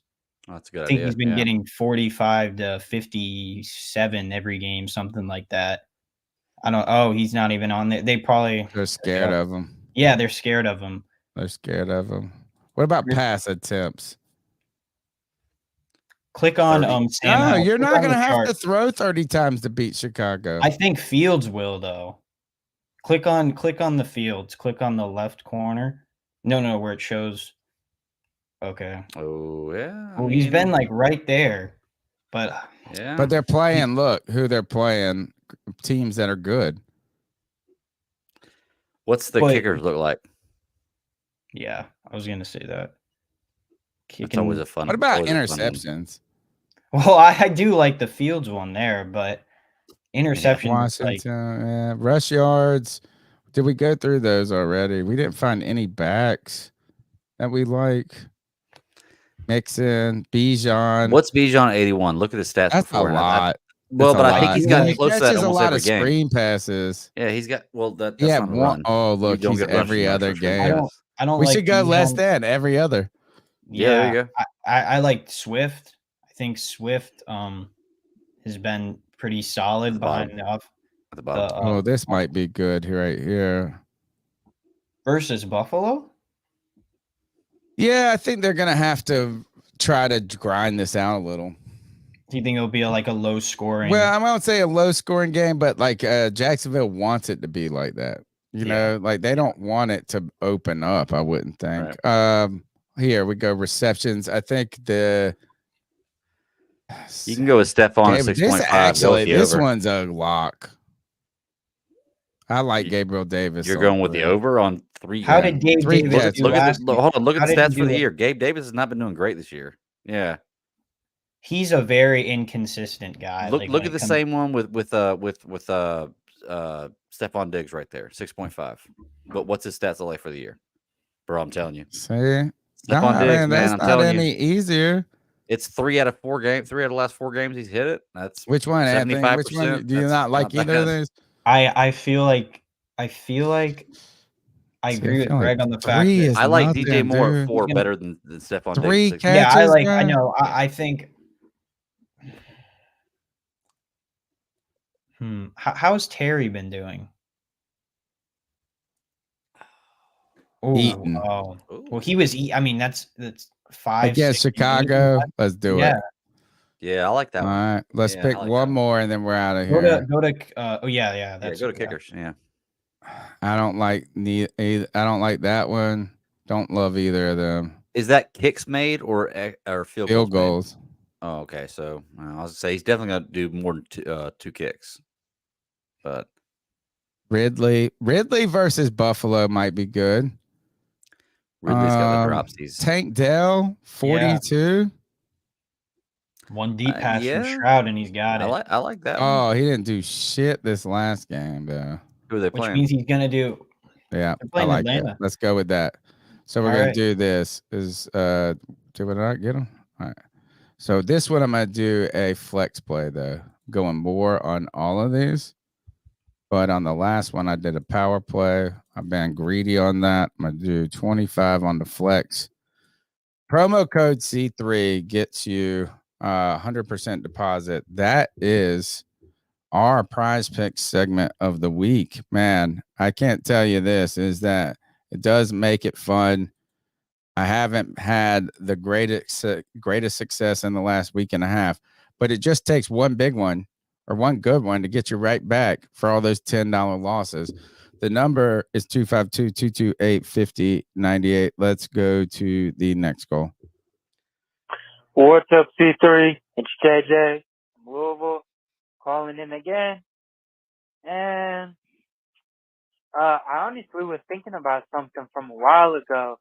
I remember shortly after the draft, Tony played the clip of like the Colts GM calling out how, there was that whole interview where he was like defending how reporters shouldn't be screwing around with kids or what. Like, if y'all remember what I'm talking about, the Coach GM was talking about how there was all those rumors about BS for CJ Stroud. And I remember Tony asked, like, what do y'all think caused that? So I've been thinking about that and honestly think maybe y'all can, let me get y'all feedback on this, but I think maybe the Texans the whole time were blowing smoke because they wanted CJ Stroud after all. And The I'm idea that they wanted Bryce so bad is GM was way pissed overblown. because it was the Texans and they're in the same division. And that's why, because the Texans got the quarterback they wanted after all. Mm-hmm. Maybe that's why he was upset, because it ended up playing out like that. Has nothing to do with how they're playing. I'm not saying I give up on Bryce Young. I'm not trying to play no hindsight game. But I honestly wanted to bring that up just because I wanted to hear y'all's opinion about that. Love the show. I was on the Spaces with Greg. Got a lot of good shit in. Hope everyone joins us on Mondays and Thursdays on Twitter Spaces. You can follow at Panther Pickle or These Ill Skills. You put a C3 in front of it. You can also join the Friday Free For All here on the C3 Panthers Podcast YouTube channel. Hope y'all enjoy that shit and use code C3. Word. We got one more call from JJ. If there is a C3 super fan, you got to be a C3 super fan. $1.99. Part of the community is that we've got a lot going on and some obligations, but we've got an open seat for a co-host spot in the final leg of the show. If there is a C3 super fan, let us know who wants to be a co-host in the final leg. We're going to take one more call. Anthony's going to say his goodbyes, and we're going to keep moving. What's up, C3? It's JJ again. And I don't know if y'all like that last call or not, but this one hopefully will be better for y'all at least. But I want to apologize to one guy specifically, man. I really do. And it's Adam Thielen, man. This man, Adam Thielen, has been putting in straight work every week. And he has just looked good. He looks like from a few years ago. I mean, like every stat last season showed signs of regression. It showed as if he was getting old. And all off season, I was really shitting on his name. And he's arguably been our best player this season, if we're being completely honest. He's arguably been our best player this whole season and has been giving it his all every week, 110%. And honestly, this past Sunday, I noticed for the fourth straight Sunday, Adam Thielen's posting stuff on his Instagram saying, let's go. He's ready to play, bro. I follow all these players, bro, and he's the only one I see consistently that feels proud to actually fucking be a Panther, that feels happy to be in the place he's at and just go to work every day and give it his all, man. And I sat on his name all fucking off season, and I apologize, Adam Thielen.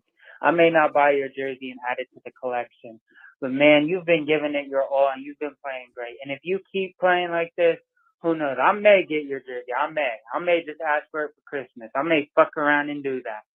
But man, in all honesty, I sat on his name way too much for him to just be our best player this whole season. So shout out to Adam Thielen, man. He's been a real trooper. He's been proud to wear the black and blue, and has really just been our best player, man. And that's a big shout out to Adam Thielen, man, and anyone who has his back. Look, a lot of good response. I love Diesel Skills, the brand ambassador, for helping us out on that. I'm going to give the mic to Anthony to talk to his brother JJ and fill us in on that and to make his final comments. I know he's got to go because he's a responsible young man that's got class, and I'm just a teacher that has to go to class tomorrow too. Yeah, man. To JJ, yeah, I'm with you. I mean, I was kind of low on Adam Thielen this season. I still think that he was great at catching the ball. He was a solid route runner. I just thought that him being a wide receiver one put too much on his plate, but clearly he's been able to kind of handle it through the first 4 weeks. So yeah, there's that. I loved your call. And yeah, man, Spaces every Monday and Thursday. And today I just even went live and we got like 60 people, I think, that joined in. Like, that's crazy, man. The community's growing, man. And I just want to thank y'all boys for having me on. I really appreciate it. I love the podcast. Community's awesome. You already know I'll be there Friday. Call in on Tuesday. I'll see y'all on Sunday as well. But thank you so much, Tony Dunn, Greg. Yeah, keep motherfucking pounding, man. Yes, sir. All right, man. That's fantastic stuff. Thank you, Anthony, for being a part of this community and being a great co-host on this show tonight. Go thrive in your classes tomorrow. Let's go to the next call, guys. And JJ, check your Twitter. Gentlemen, I want you to pretend you're criminal defense attorneys. You're a criminal defense attorney and your client's guilty. You're pretty sure your client's guilty, but you have to give them the best defense. So convince us, the jury, C3 Panthers Podcast Nation is the jury. Convince us, why should we give a shit about this team? Why should we give a shit about this organization that has made peers in the last few years bad drafts? We have draft busts, bad coaching hires, bad GM hires, and a piece of shit scumbag dirtbag owner. Why should we give a shit? Convince me. Bye-bye. I would make the argument that you shouldn't give a shit about this team. You should give a shit about this franchise. As a Carolina Panthers fan, you should care about the Panthers, the past, present, and future. And while I don't believe this team is going to get us through in the future based on evidence that we've seen, I believe in the franchise and whether they're good. You know, since October '93, baby, I've been a Carolina Panthers fan. So it doesn't matter what they do. I'm always going to come here and wear the black and blue. So I would make the argument, don't believe in this team, because I don't believe in this franchise. A new day will come. Time heals all, and we can't be terrible forever. That's all I got to say. Fantastic. Let's go to the next call as I continue to court some of these wonderful super fans. What's up, guys? C3 Tyler here. How you guys doing? Just want to kind of get my 2 cents on the 0-4 start so far. A lot of things to unpack, a lot of different reasons why we're 0-4, but I think the biggest reason is the lack of or the poor play calling. And there are a lot of other factors to it, but just the play calling in general, it just doesn't make sense. Like, why Frank Reich has the play calling a certain way with Andy Dalton, but different with Bryce Young. The biggest thing with Bryce Young was he's a really good processor. He's really smart. Well, if he's really smart, he should know a good amount of the playbook. And you guys and the coaching staff was boasting about how well he's picking up so quickly. So it doesn't add up or make sense. So it's either we were lied to about how smart Bryce Young is, which I don't believe, or Frank Reich is just babying this quarterback for whatever reason. And that's why, in my opinion, Frank Reich is the reason why we're 0-4, because sure, like, you got to allow Bryce Young to make mistakes. I'd rather you give the best play call and him make a mistake than you baby him and you give him another screen pass. Let the guy throw the ball down the field and learn. I agree with that. Mistakes. That's why C.J. Stroud and Anthony Richardson are playing better, because they're not being handicapped by a coach by giving them the same damn play call every freaking down. It's ridiculous. And yes, other things add to this with the 0-4 start. You have obviously new coaching staff, new players, new system, new quarterback, everything, and obviously the injuries. Everything plays a part into it, but I think the play calling, there's no reason why we should have lost this past Sunday. And hopefully Frank Reich is starting to wake up. I don't know what it is, but not a fan of him doing the play calling. Not a fan at all. So we'll see if it changes. I think if anything does happen, it's going to come after the bye week with Thomas Brown having another week to prepare. But even then, if it doesn't happen, then it won't happen for the rest of the season. So I really think if Bryce Young isn't, I think he didn't help, this past Sunday. But Bryce Young isn't the biggest problem, guys. He's going to be okay. Just play calling is horrendous, but I just think again it's a multiple of factors. So you Bryce haters that say, "Oh, Bryce is a bust," I just think you're stupid. I really do. Yeah, I mean it's too reactionary. Too reactionary. Let's get one more call in, and we're bringing JJ in. Scott Fitter, fucking piece of shit. Fucking dumbass. Hey, all right. He's my mom might be out. He came in and laid the law. Yeah, he came in and cussed me because he's scared and he can't pay his bets. So who was that? That was G Baby. No, it wasn't. That sounded like G Baby. You think so? He said 6 explosives and 7 words. It sounds exactly like G Baby. Yeah. Scott Fitter, fucking piece of shit. No, it's not. Fucking dumbass. No, I thought it was G Baby cussing me out. Yeah. Well, guess what? His first move, he let go of Curtis Samuel, let him go to Washington. Then 2021 draft at pick 8, he had Devontae Smith falling to the Heisman winner, and he goes fucking injury prone, bust ass J.C. Horn. That's not the problem. And then now, when we need a receiver, he trades away the only functioning wide receiver on this team, DJ Moore, and we have nothing. What are we gonna do now? I'm sick of Scott Fitter. I know he's with this dumb fuckers probably gonna trade Brian Burns and trade Claypool. Look, is not wrong in some of the points there, right? Is that misses on Scott Fitter for sure. I don't want anybody to talk about like, oh, we missed out on Curtis Samuel. The Commanders paid him a mint, and he's barely played. I mean, he is a gadget player, yes. Is he better than a lot of things we have? Sure. Absolutely. But he's not the answer. Come on. He's not the like the Chuba Hubbard. He's better than what we got, but not necessarily yeah. Thank you, Greg. Greg, we were the only people that understood that. Hey, JJ's in the house. Welcome to the C3 Panthers podcast. Man, you get a co-host seat. It's chair. What's up, buddy? Man, I used to low-key dream of this, like being able to get on the show and like voice my opinion to you guys. So shoot, man, I'm just thankful to be up here, man. But well, tell us what you got. You've been listening to the show. You listen every week. You're part of the spaces. You're part of the community. What you got right now? Honestly, man. What you need? What's on your heart and on your soul?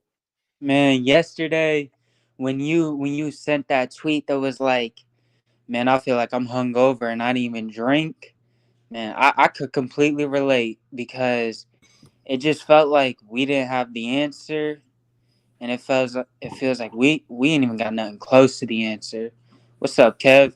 But on top of that, it's just, man, if you think you're depressed, it's like, man, DJ was my guy.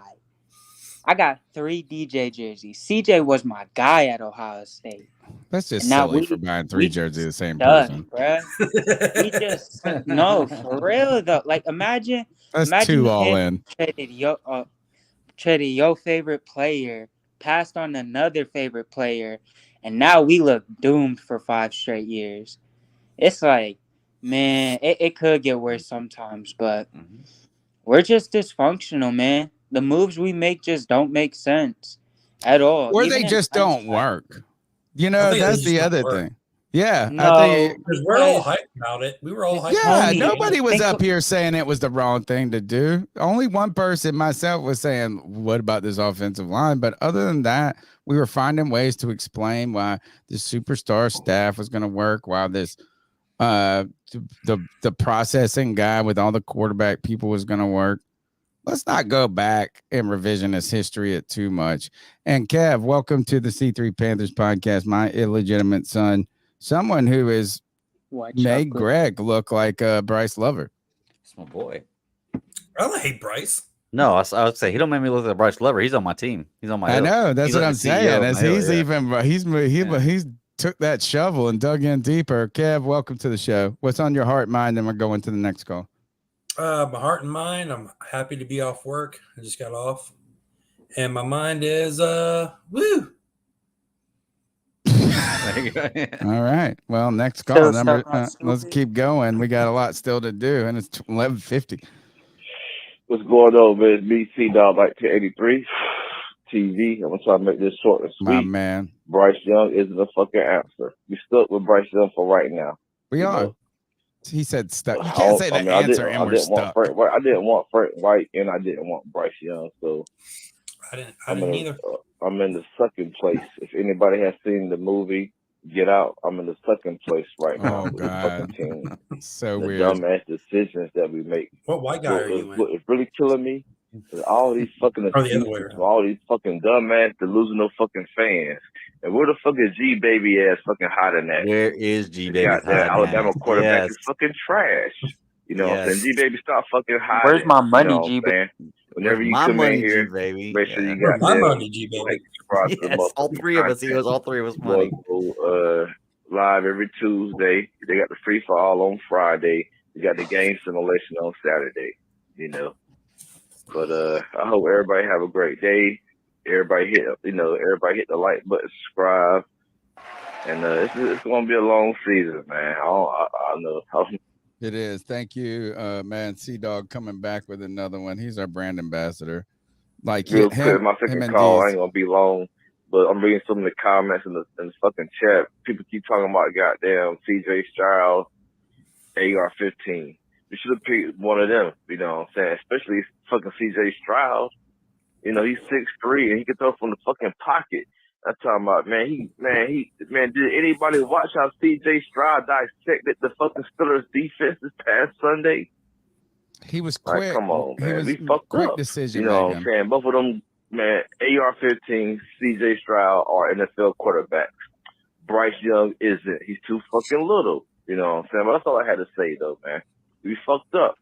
You know what I'm saying? Fuck Temper and fuck Temper dumbass wife. Everybody have a good night. Let me know if I got that cash up before this goddamn call. You don't got a cash. What was his You name? can get Temper's wife on here? Salute to that man. He spoke a lot of facts. I didn't hear no lies. Oh, yeah.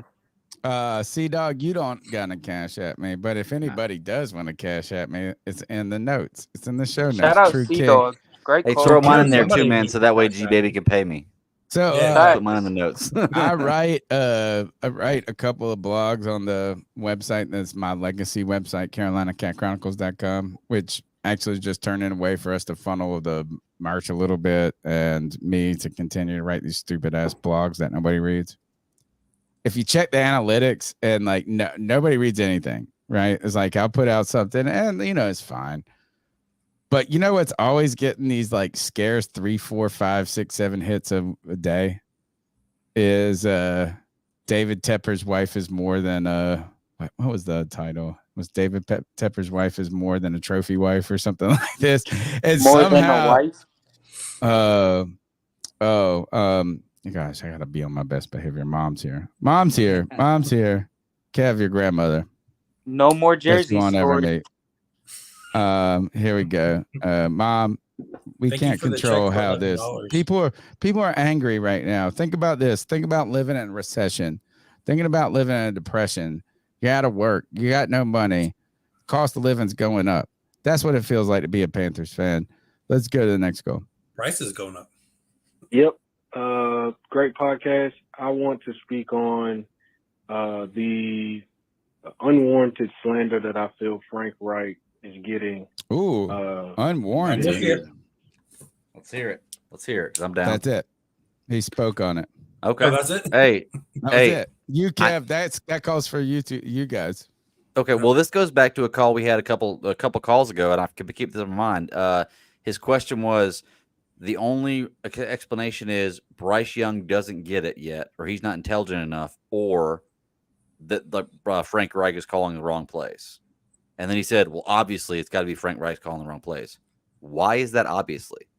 Like, what are we basing this on? Obviously, that Bryce Young just doesn't get it. I just don't understand what Bryce Young fans and lovers are thinking. Like, I'm not saying. What do you mean? Who said that? No one said that Bryce, he doesn't get it. Oh, I'm saying he doesn't get it. I'm saying that's his problem right now. He doesn't get it yet. He's not there yet. That's my problem. That's my stance, my hill. He's not there yet. No, Well, I think he's not Frank Reich. Hey, before you guys get in this, I got to do this before my mom leaves. My boy Kev that I grew up with, he said, "Hey, Miss Joanne, Kev, Miss Joanne threw away your Beavis and Butthead shirt. She did it. You left it at our house. I was like, and she threw it away. She thought it was like the devil in there, and she said." And Kev says, keep it PG, boys, because that's what she always says. And then she says, hi, Kev.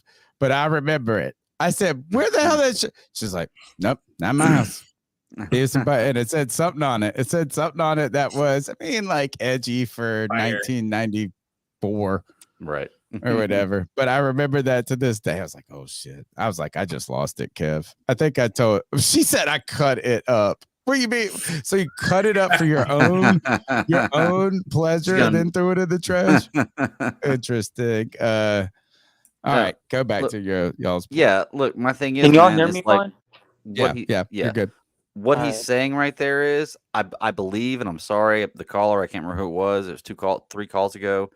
I believe you're basing that off hope and prayers for Bryce Young. I think that when you say that. There's no way. No, he said he wanted to end the Frank.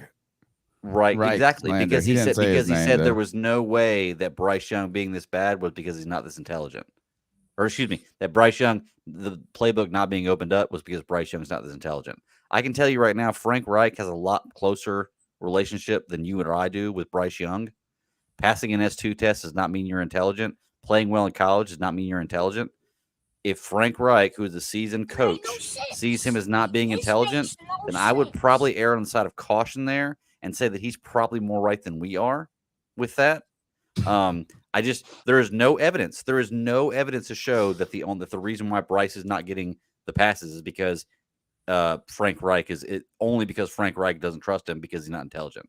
So I'm saying it's a comment that you're making on assumption. You're hoping I don't think that the Bryce Young caller is intelligent said enough, that. and this is totally Frank Reich's fault.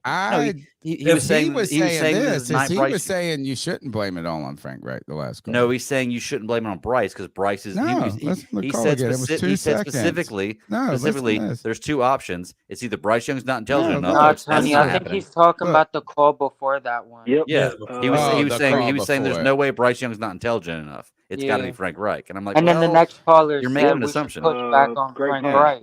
Sorry, I can't stop it. I started it. Once I started, I can't stop.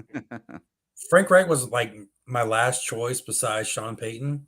Mm-hmm. So I'm not even a big defender or like his play calling, but I'm not either. We should get at Sean the same Payton. time, if you're going to say Bryce is hampered by these weapons, he's also Frank Reich is too. He can only call for what players can do. True. And I think I don't think Frank is holding. I think Bryce. I think maybe they have leaned too much into the Bryce's. I don't think either of them trust his arm. I don't think Frank or Bryce trust Bryce's arm. Like I think he would you draft a quarterback? Yes. And also, I don't think Frank Reich play calling was the reason we lost the game. I'm a person. We had fumbles. They gave up. I'm not trying to excuse Bryce, but Frank Reich, even listen, I watched a handful of Colts games last year, and it's a lot of the same stuff though. Like if y'all listen, I'm not trying to excuse Bryce either because he just hasn't made those plays downfield that you want to see, and he just hasn't been able to escape and make those maneuver plays like you want to see that he was advertised as. But man. Last year on that Colts team, when that O-line disintegrated and became garbage, it's the exact same stuff. It's just like this quick offense that isn't moving. A lot of runs. But wouldn't you do that if Zavala gave up 14 pressures the week before? Right? For you, it would be a malpractice for you to call long developing But rights. that's my pushback And on Frank Reich because his inability to work I think it's around all of that. the things. I think it's all of the things. I think it is. I think it's him maybe potentially recognizing or being fearful about the confidence. Bryce Young is not playing with confidence. At the end of the day, it doesn't matter. Is Andy Dalton made throws, whether they were good or not, he just threw it. He had confidence. He just threw it. He just looked at it. He threw it. He wasn't thinking too much about it. Yeah, and I think that what we have. Yeah, but he's also seen it. You also got to remember that. Sure. And I'm okay with Bryce going through and that's these the struggles. thing what a learner might be. You know, when you see it and do it, you learn off of that. Maybe maybe that's just Bryce's biggest problem so far. He's just yet to do it and believe in himself to do it. I think we got all the super chats, man. Yeah, I'm looking for it right now. All right, yeah. All right, let's go to the next call. You can skip mine. I already did. Hey, C3, what's up, guys? This is Al Taylor. Just calling in to say what's up, and I kind of agree with one of these last calls I heard. I mean, this was probably the hardest game I had to watch in a long time, maybe ever. I think the fact that we're close and I'm really hurts more. don't think this guy is the answer. I know you guys are gonna probably not say this because of that, but he's really not the answer. These check downs is not it. You need to be able to stretch the field, go to the sideline, throw outside the hash marks, and throw deep. That way we can expand the football field and get all these people out the middle because they're just sitting there piled up. They're waiting on this. I don't know, bro. I don't care about the other quarterback, but we need to do something with this quarterback. Get him right or get him out of there. I don't think it's the coaching either, even though Frank Reich's not the best coach. All right, guys. Have a good night. Later. I found it. The real C3 AP. I think he's the one that wants my shirt. I might have. Tell me if you're a large or extra large. Beavis and Butthead shirt? No, that one's been cut up by my mother 20 years ago or 18 years ago. He said, I'm all for letting Bryce ride the bench at this point and starting the red rifle the rest of the season. Let the boy watch. I don't think you can do that now. If we go 0-6, though, can we do that, please? 0-6, please. No, I think at this point you still have to. You made this decision. Yeah, and I still think Can this, I and ask I y'all a will give you question real my quick? example with this is I think for all the people that want us to go to Thomas Brown, I think Frank Reich can't now. I think if he would have started out, if Frank Reich would have come in here and brought in all these people and then said, you know what, I got this play caller here I really like. I got a lot of experience too. I'm going to mentor him along the way. And then we had this offense that wasn't producing. He could say, you know what, I'm going to take over play calling. He could keep his head coaching job.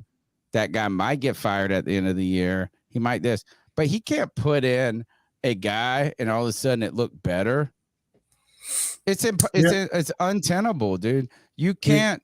You started Bryce. You got to just stick with him now because you put in the seed of doubt.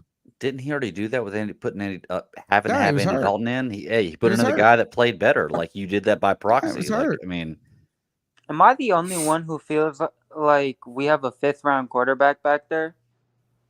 Yeah. Like we're just I feel like that. Yeah. Where? Like it just feels like we just have like a day 2 or 3 quarterback back there. Yeah. No, I don't feel that way. I feel like I feel Greg. I said that in his face. Like You Greg, feel like I he's the number compared one him to. I said No, it I like think we this. picked I think Stenson we're Bennett, prisoners. But like I wasn't even joking about that. I think we're prisoners from believing the hype too much. I think we're prisoners from the idea that there would be no struggles. I think we're prisoners from the idea that this coaching staff would come in here and just magically fix everything. Yeah. And sure, I think the only part that makes your point hard to argue against, JJ, is that it's that bad.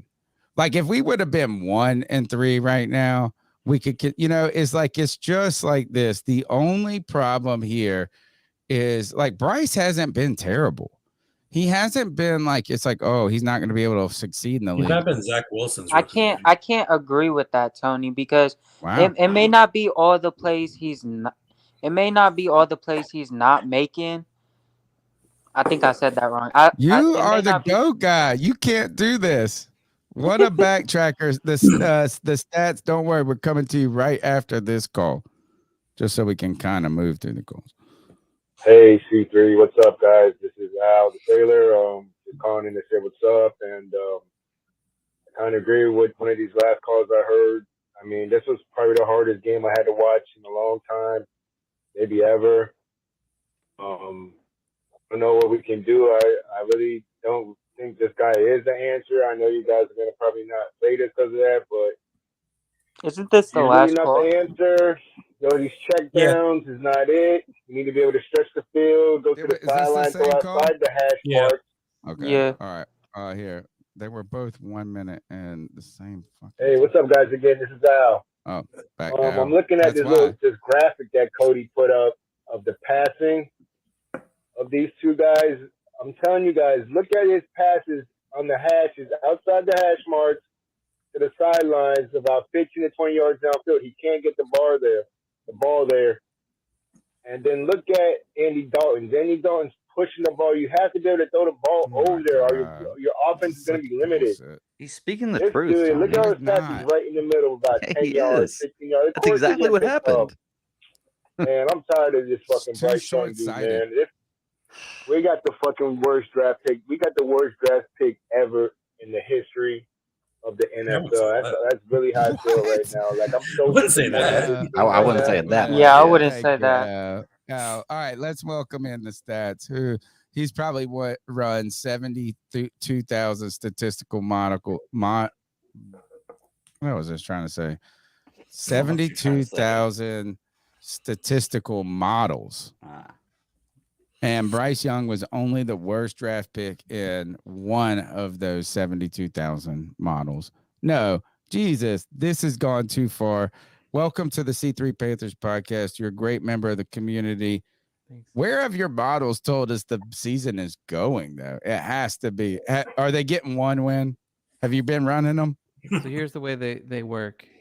You need to have seasonal data to be able to. You can't use last season, right? Because it's got different players, it's got different coaches, it's got different play style. You can't use it. So after about 3 to 5 games, you start to get the right feel for how it plays out. I think after the first week I ran it and it said 5 wins, and then after the second week it went up. After the second week it went 7, and then the third week it went down back to 5, but it went lower than the 5 originally. So it's kind of all over the place. I will say definitively, I shouldn't say definitively, it has us winning against. Where are the Bears. the numbers? It has us beating the Bears. Beating the where Bears. are the 5 games? So that's our hope right now. The beating the Bears is like the one part that it's like you have a really good shot at it. Before this week, was Minnesota on the? It was. That's a good that was question. kind of one that could have tipped the scale again. Week 2 in these games too. But all of these games, we just can't pull it out. Week 2, it had us beating the Vikings. After week 4. Week 4. Week 2 was the Saints. Right. So after the Saints battle was when it had us, I think, beating Viking. Well, you might be right. No, it was a week before. It was a week before. You're right. So we went. We started with division. Who was it? Not Atlanta. Then we went New Orleans. Then we went Seattle on the road. And going into the Vikings game, it had us losing. The week before that, it had us winning. Against this. Okay. Yeah. Can you run it right now as we take the next call? Yeah. By the way. All right, let's see. What you got, CJ? JJ. I'm thinking about CJ Stroud so much. Jesus, man. Yeah. I was asking him, what is he Young fan using? His own statistical analysis that he built. It uses SRS and Sagarin rating. There's like 4 ranking systems that it tends to use, and then you can weight them if you want. But I didn't weight them. They're all weighted equally. How many do you run? Tell us this, because you'll send me these cool charts, and I'm like, I'm going to talk about it, but I'm like, also like, I don't know what to say. Tony, you should use him for prize picks. If you run one simulation, it will run every single game for every single team all the way through to the Super Bowl and including the Super Bowl. So if you run 10,000 simulations, it runs the entire season for every team all the way to the Super Bowl. And that's what I've done. I've run 10,000 simulations every Tuesday morning. The data is fresh enough. I run the simulations. I save that as a CSV. And then all right. Well, we're going to take one more call, and you're going to run a simulation and tell us how much we're going to lose. Don't worry. It's 100% loss problem. 99 point. Or what do you guys think the model will say? I cannot. I would say to beat the Lions on the road, I would say there is a 94% chance that the Lions win. That's my guess. I will say a 69% chance Lions. We're beating the Lions. We're not asking if we are. You think it with your heart, not your head. What is the model gonna say? All right, we're taking Greg. Say your number, and then we're taking the next call. Oh no, my number is 95. I'm right there with you. I think there's a 95% chance that the Lions win this game. What up, C3 Nation? Keep pounding. Got a few points here. Why do we keep going to Saunders as far as running back when he sucks? DJ Chark is sucking. Lulu and YGM in the last game was better than Burns.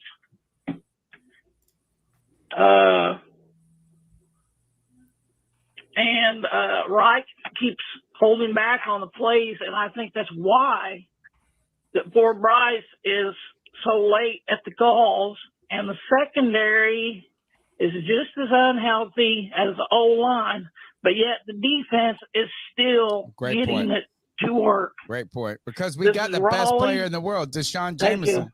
Bye. Deshaun Jameson, man, my favorite player. Can I say something about the defense? His last name's Jameson. I mean, it's Catholic The whiskey, coverage baby. scheme is great, but the problem is we just don't have another edge or interior lineman to solidify the D-line in the run game. Well, yeah, that's the point. Is we have, and I guy noticed that we're going to play so much, dude. Once they traded Chubb, they just couldn't stop the run anymore and solidify that edge. Let me see if I can. Cody left and took his presentation, which was my presentation that I made all of it. Well, can I tell you what's going to happen this year? And I know it's going to. Look, Bryce Young is going to have a good game this year. He's going to have a game where he throws for, he's going to have a game. He's going to have a game where he throws for 350 yards and 3 touchdowns. We may not win that game. Are you trying to find a way to? But when is that? Let me tell you what's going to happen. Oh my God! Everybody who's a Bryce fan is going to take that and be like, "See, this is why we drafted Bryce Young right here. This one game out of 17 is why we drafted Bryce Young right here." This was going to happen. What I want to see is I want to see Frank Reich open that playbook like everybody says he's not. So that way we can finally put this thing to rest. Because if Bryce Young opens his playbook, we can't put it to rest for 3 Frank years. Reich opens this playbook and Bryce Young still shits the bed, I don't want to hear any excuses from anybody. However, it will never be that way. When he plays bad, it's always going to be the playbook was closed. The one time he plays good this year, everybody's going to blow their shit up and say, it's just a look, he's so amazing. Lucky thing. I know he played 16 bad games this year, but he played one really good one. We want him to just have one good game, Greg. It's going to happen. Just like Cody and Chuba Hubbard. We want one game to the next game. We want one good game that leads to a better game. That's what I want too. We're not going to get that, but watch when that one game happens. When that one game happens, watch what happens with the Panthers fans. Watch. Well, Greg, was his last game a bad game? Huh? Was his last game a bad game? His last game was a decent game. I would say it was not a a good game, but it wasn't a terrible game. I will say, it was a I'm gonna not be- bad When you game. don't score an offensive touchdown in the game, you No, can't but call the it a good fact game. that Greg, the one time he's gonna have, if he comes out and throws No, you're right. 303 touchdowns, and you're like, oh, it was gonna 3 happen touchdowns, regardless. I'll Y'all give him got credit some when he high does. I'll give him credit, but I'm not going to No, say but that I'm because just he no, did you're that one not. time. You're he's the already answer. discounting it No, as no. we need. I'm saying what the other people are going to say. I will give him credit if he does that. Other I'll say, wow, people you did a good named job. Greg. That does not mean that he's the fucking answer because he had one I good will game say- out of 17. Until Well, I I can got the say Bryce percent if Young you're is a ready. top 10 quarterback, I'm not liking the trade up. All right, Stats got the results. Come on in and tell us what you got. I don't know if I like this. What? Oh, Are we no. 10? Are we 9 We're and 9 and 8? It's 79.89% in favor That was the of closest the one I Lions went. winning this game. Okay. You And were the then it's closest. actually brought us down. I told you going into the Vikings week, it had us at 5 wins. It's now 4.1. So it has gone down. So we have a decent chance of winning this game, but our Mm-mm. overall wins We have a went 20 down. 21% chance is a decent chance, Tony. Better than Like- 4%, which I We was had a nearly We're 50% winning. chance going into You got the a previous 1/5 Vikings. chance of No, winning. to Tony. me, It's a that's great like percentage. that's a winnable thing right there. It's I'm the putting Zavala money on passer the rating, hard look it 8 up. right there. Well, Tony, even though we're 0-4, we have had a lead in all these games. Right. If we would have won one game, this model would be a lot different. Agreed. Exactly. It would. And we It would have does, won yeah. 2 games. But we didn't. But we didn't. You're right, Greg. We didn't. And Like, but to me, that is a good number in comparison to my 96%. Can I speak Yes, on I it? agree. That man Please. great, Better bro. than his 0%. I'll let them go for it first. No, But I you would like go to speak on first, it. Stats. Well, man, look, you Yes. are the most your patient presence known. person in the Friday free for all in the history of the world. No, this mic is yours, my man. Well, thank you. I'd like to say a small few things here. The first part is these are numbers, and they don't correctly represent every single variable and factor in the entire equation. We have to remember that. Just because it says we have a 20% chance of losing, or sorry, 80% chance of losing, doesn't necessarily mean that that's exactly going to be the case. And they do say every given Sunday. And the fact of the matter is that these are models that are used. I have my own that I'm working and throwing in the mix here. These are models that have these 4 models, SRS and Sagarin and things. These have, I suppose, stood the test of time. They are what Vegas might use and what many people might use. I am working on my own. I may or may not share that at some point. But the point is that these are flawed models. They're not exactly correct, and it just gives you a hint of like what's most likely. It doesn't tell you. Are they flawed what's or are going to they happen. just statistically probable? It's statistically Right? Is of course when you like any given Sunday, any given moment. But the idea that the Carolina Panthers should be more favored than 70% to win this game is. Can you blame them? Well, look what you've No, seen on the I think field. that like I would say this is I think the model is too nice. No, it's not. Yeah. I won't say no. Yeah, I mean, but I understand like I'm trying to agree with you, Stats, in saying like the numbers are the numbers, and there are variables that can completely change the numbers. Whether that's why you play the game. Quarterback gets injured in the first play of the drive.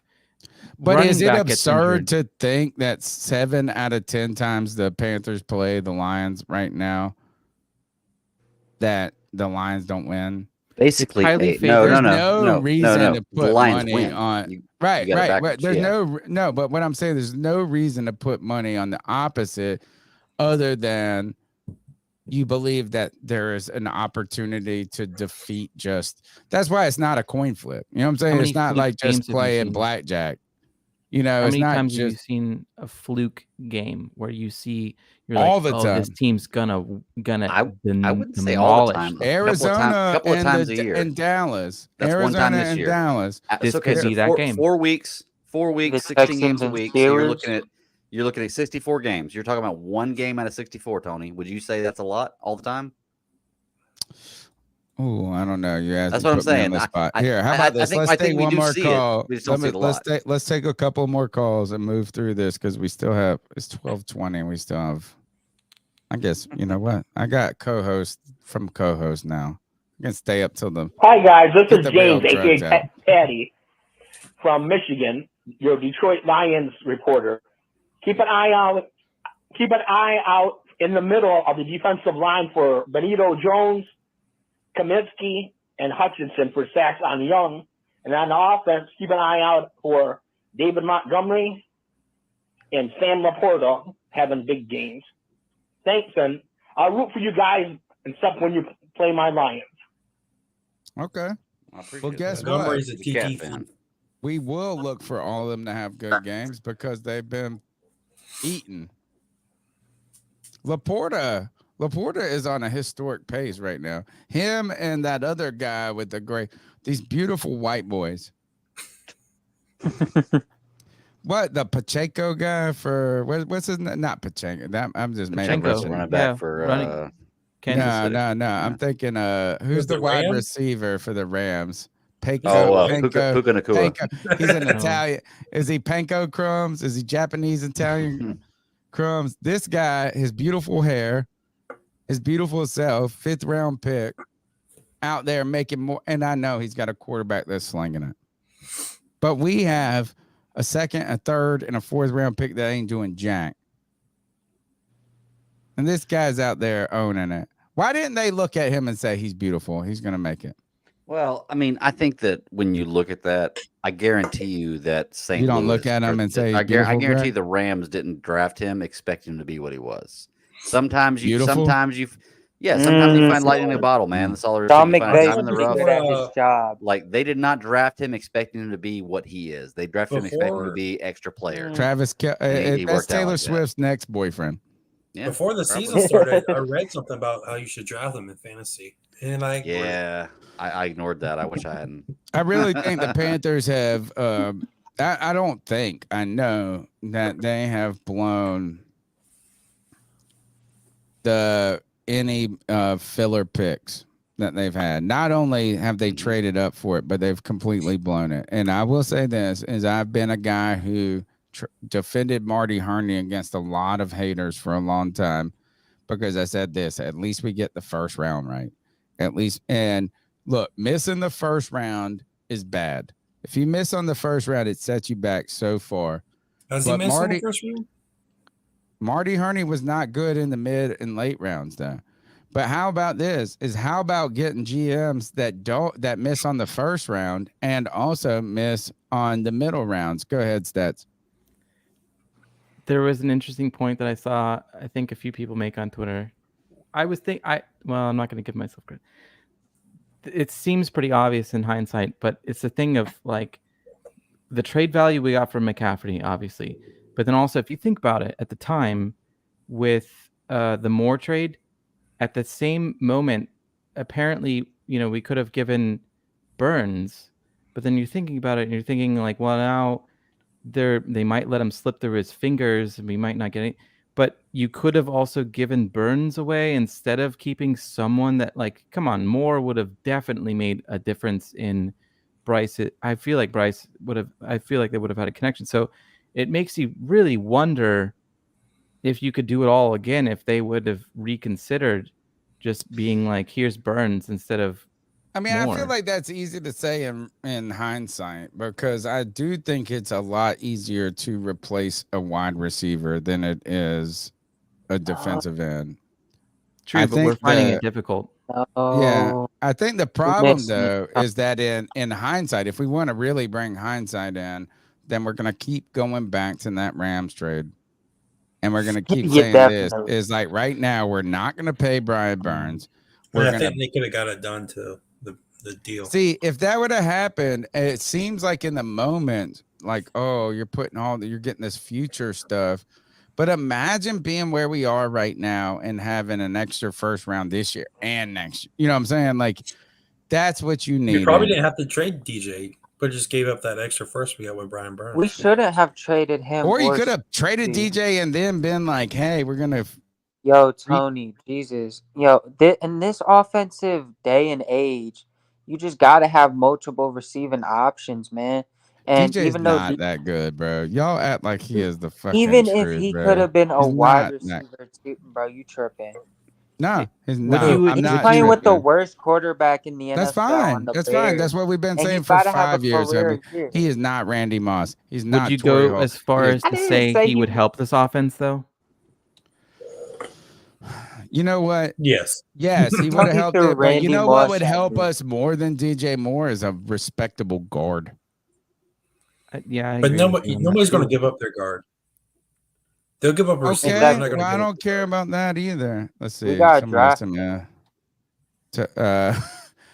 We've got 2 calls left, Greg, but you can go, bro. We on their No, short I'm cool. Well, ones. 2, I'm good. Yeah. Nah, we're gonna stay up all night. It's Yeah, you let's do gotta it. stay with us. You can follow. I was up us. at Hey, I was 6:30 in just the the morning one on who called Sunday about the smoking Scott meat. Twitter rant. I just want to apologize for my profanity. I'm sorry if that affects the show or did anything bad. I Oh apologize no, about my that. mom was I heard listening, myself now, dude. and I definitely overreacted, so I apologize on that. You know, Don't I'm passionate apologize, about man. the You're team and good. passionate about the Thank you. podcast. Nah, dare look, you. keep How dare calling you. in, homie. You don't gotta Yeah, apologize don't about that. apologize. My mom was just happened to be listening, and not that. Look, we're still gonna, but she gets on me about drinking beer. She gets on me. Look, she's a Catholic lady. She's gonna come after all of y'all. Nah, you're Charlotte fine. Catholic? You're fine. Look, What was that? what's that?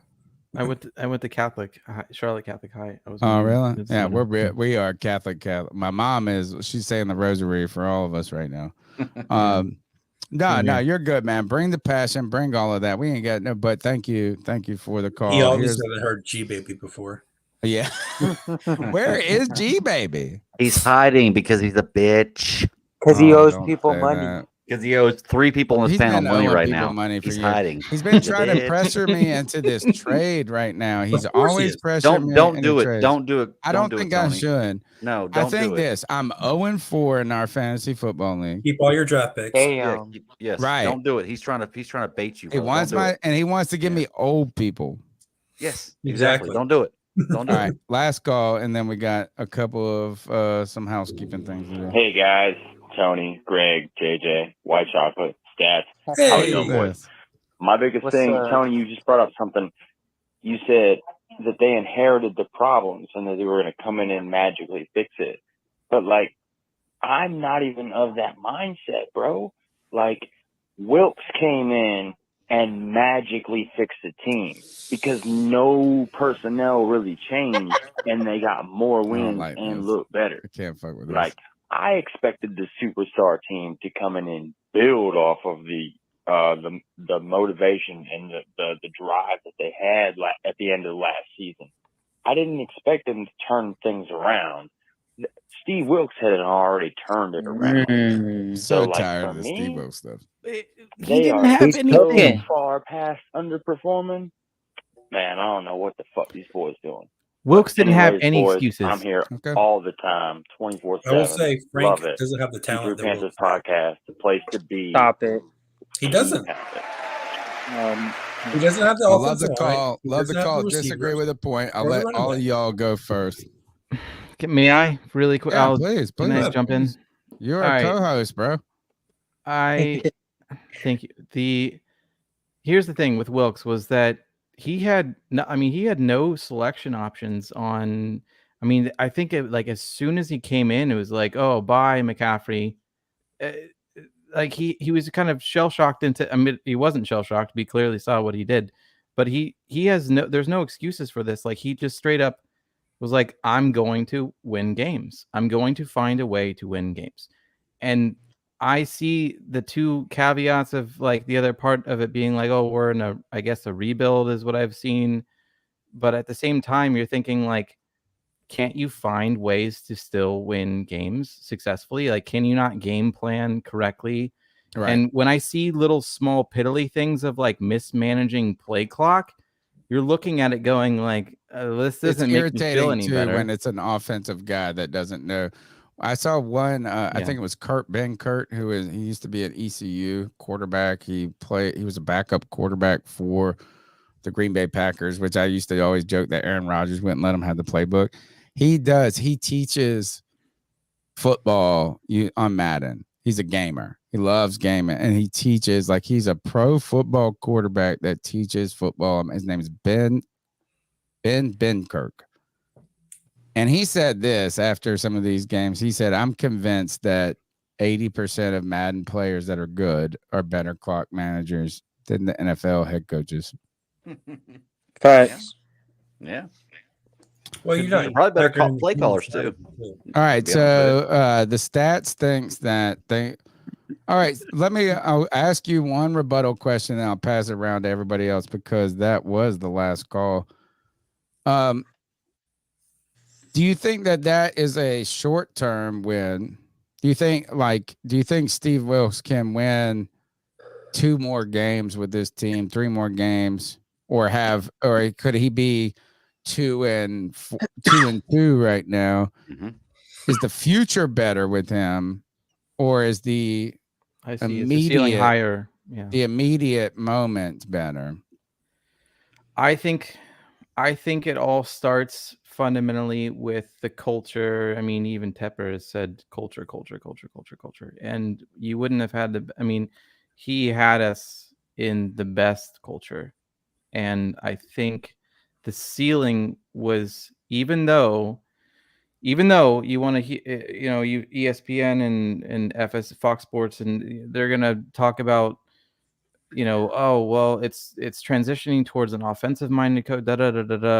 You want the offensive minded coach. I think that's not necessarily true. I mean, it might be, but I think that's not what we're supposed to be aiming at. I think that having someone like Wilkes being more defensively minded is not a huge differential to consider. It's not a deficit entirely. Yeah, I don't think so. Because, I mean, here's the thing. If they all start piling, I heard this argument at one point, if they all pile offensive-minded coaches, well, you got to have the defensive to counteract it. So, I mean, it seems like you hear these weird arguments now that everybody's going offense now, so you're going to need defensive coaches to counteract that. It's one of the many don't arguments, know. yeah. The only thing I think that Steve Wilkes would be different is leading men, maybe. Agreed. And gritty. Agreed. But he is still going to want to run the ball. You ain't running 270 yards on these people with this offensive line. You know what I'm saying? Well, we don't know what changes he would have made, though. We don't know if he had a full offseason, what he would have done in the draft, what he would have. We don't know. We never got to see it. But I would say that there's a good shot that we might be 4-0 instead of 0-4 right now. There's a good shot. I'm not saying it's impossible. I'm not saying it's 100% possible. It's plausible. I'm just saying there is there's a big higher jump. percent chance. I feel like we wouldn't. I'm not be sitting here winless. saying we're going to be 4-0 with Wilkes. I'm just saying I think we're 2-2. there's a better I think we're chance 2-2. than. Yeah. So that's where I'm at. I think we kept Foreman, and I think we probably get more wins because of that. Yeah, and we put in some money on some names, and they haven't worked so far. I want to remind everybody you guys can continue to support the C3 Panthers podcast by smashing the thumbs up button, subscribing, dropping a comment. You can go to CarolinaCatChronicles.com. You can hit the shop tab, hit gear, and you can get things like this: the C3 Panthers podcast T-shirt, the C3 Panthers mug, which is one of the fantastic. That's the fame. It's beautiful. It's really a gorgeous. It's awesome. It's nice. It's a great mug. The shut the hell up. T-shirt for a pickle. You make me fucking sick. You make me fucking sick. G baby, you didn't call in. You make me fucking sick. How about that? Don't forget that, guys. Greg, if you need to go, no problem. Actually, I'm good. I actually wanted to comment on what we were talking about a minute ago. All right. Well, I love it. Look, I think that if you drop Steve Wilkes into where Frank Reich is right now, where we have Bryce Young as quarterback in the same team, I think we're still 0-4. I think he's a better coach. You can go back and check the tape. That's who I wanted as coach, was Steve Wilkes. I think with Bryce Young, we're still 0-4. However, I think if you drop Steve Wilkes in as the head coach at the end of last season, I think we draft a different quarterback, and I think there's a good chance that we have a better record right now. I'm sorry. Everybody get mad at me if they want to. Well, man, I'm putting the Reich wanted to draft a different quarterback. Look, I'm putting the bulk of this blame on Bryce Young. Okay, because we would put the bulk of the victories on Bryce Young. If he was doing well right now with 3-1, we would say it was all Bryce Young. We would be complaining about Frank Reich. Imagine poor Wilkes getting fucked twice. The same scenario. I'm just so tired of hearing this hate. Like if you put a different name on the jersey for Bryce Young, if you put Matt Corral in there, if you put Baker Mayfield in there, if you put Sam Darnold, PJ Walker, Teddy Bridgewater, any of those quarterbacks, the same exact stats and the same thing Bryce Young's done, we're giving them shit. But they're not. I'm gonna give Bryce Young first day on the job. I'm gonna give Bryce Young the same shit. I don't care. Okay, I'm giving him the same shit I would everybody else. So if you see the what was it, the tape or whatever when they traded up for Matt Corral, Tepper puts his hands on like Scott and says, "Now's the time to trade up." You guys didn't see the Will Greer shit? How did no one learn from the Will? Yo, I got a Will Greer story. Sorry, he's with New England right now. I cut you off. I was the first graduating class from, I shouldn't even say. He apparently came into the high school that I played. So I was like the first senior class of this high school. And then we didn't have a football team, but like 2 or 3 years later, he was we magically had a football team, and I guess they got him, and he graduated from that team. Here, let's run through the NFL news real quick, and we'll get our ice up picks in. The Eagles signed a veteran cornerback, Bradley Roby. Gluttony of riches there. I mean, I guess he could have helped us, but I love Deshaun Jameson. I don't care. This guy, let's take some Jameson shots. Every time this guy gets that's what we're doing. Every time he gets an interception. We're taking Jameson shots. My favorite shot. The Seahawks sacked the Giants. They sacked Daniel 11 times, bro. Where was our defense? And you know what, Tony? Oh, I guess we didn't play the Giants, so it doesn't matter. He still had 25 completions. So here's a good throwback story for you guys. Defensive backs with 2 sacks, an interception, and a pick 6 game. Yeah, look, Devin Witherspoon had it against the Giants, which he looks fantastic. Captain Munnerlyn, 2013 free agent with the Carolina Panthers, then goes on to the Minnesota Vikings, and then famously known for coming back and talking shit to Dante Jackson for being not committed enough. Micah Parsons, man, I love this story. Micah Parsons out there defending a lot of offensive people. Like he comes out and defends Zach Wilson after Rodney Harrison controversy. Rodney Harrison tries to bait Chris Jones after that game. And that was so uncalled for. Because Rodney Harrison sucks. He's an asshole. He's always been like this. Can I ask where you all stand on Zach in the long term? If you were a GM he's still young. Yeah, he's gonna stink until he's Gino. You know, he's gonna stink until he doesn't. Tony, so that game Zach Wilson had on Sunday was better than any game Bryce has had so far. Sure, took him 3 years and fine. I mean, I'm like, you know what? As we all would have traded, I was ready to trade up for Zach then too. So watch out for your moms if you're hanging out with Zach. Why he did it for Taylor? Oh, or her mom. He was probably wearing his matching underwear that day. Can you imagine if he dated Taylor's mom and then Taylor was dating? That would be the hottest. You know what? What if you smashed Taylor's mom? That would be cooler than anything. You'd be like, your mom got a better butt than you, little skinny ass bitch. Oh, sorry, shouldn't have said that. Those would be awkward Thanksgivings, wouldn't it? I don't know. Maybe not for me. Oh, not for Zach. I'll still grow. That's for them to worry about. Clay Chapel is not allowed with the team. No. If the Carolina Panthers trade for Clay Chapel for a 6th-round pick, how did the Steelers get the 2nd-round pick for him? Chase Claypool is Robbie Anderson. He's Chosen Anderson or Chosen One. Oh, he's worse. He's changed his name like 15 times. Whatever the fuck his name is. You know, Robbie Chosen Anderson. That's it. All right. He got 1 touchdown pass on Miami, I guess, right? So that it mattered. When it was 56. too. Oh, let's go around real quick. Stats, who you got to win? Panthers and Lions. Anybody picking the Panthers to win out of this panel? I'm picking the Lions. No. I last week I started to slide towards the opposite prediction of the model. And I at the end I stuck with the model. I'm 100% on Panther models, so I'll stick with we lose. I hate it. I would rather us win. Of course. JJ, you're picking the Panthers to beat the Lions? Yes, sir. Crazy. Thinking with your what's heart. Bryce's stat line, JJ? If you beat the Lions, more than on Prize Picks, promo code C3.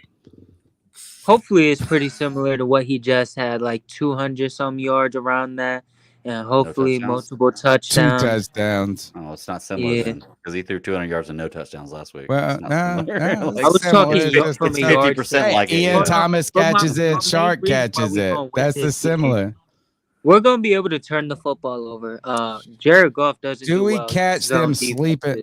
Here, JJ, the reason I don't believe this is happening is this is typically a trap game for a team that's like this, but they got ran the fuck over last year by Wilkes' team. You remember when he came up, when Dan Campbell came up and said, "You whooped our ass"? He ain't getting his ass whooped again. We gonna get him again. Tony, every game we play, the other team We're is gonna be a due. trap game. Remember that. We're due. Yeah, no, we're a get right game. All our games are trap games. We're a This is get right get team. right. Exactly, No, this is a Tom. get We're a right get right team. team. All right, final segment of the show, the longest running segment on the longest running Panthers podcast, the Ice Up Picks.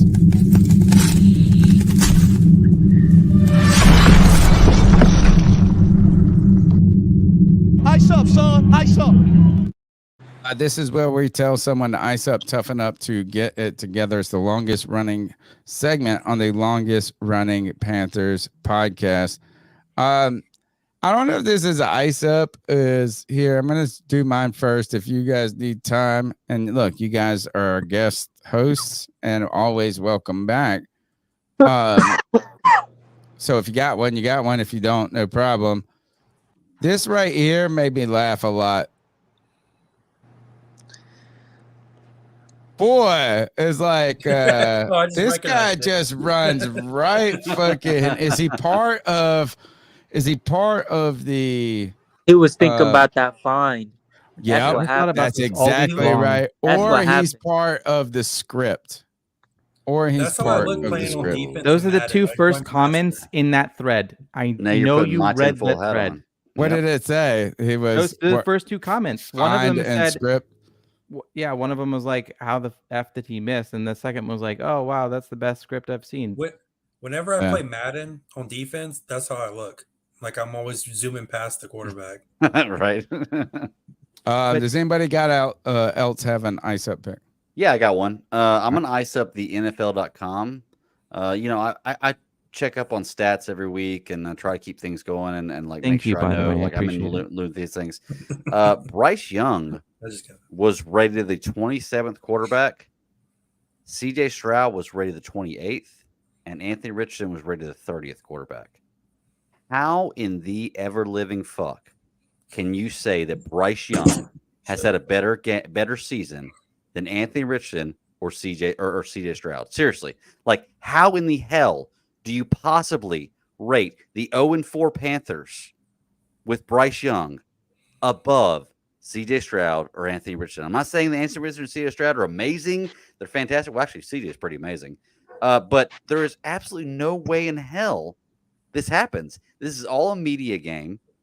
This is all because they pushed Bryce Young to be the number one pick. They're trying to save ass. Oh, now people care about us, Greg?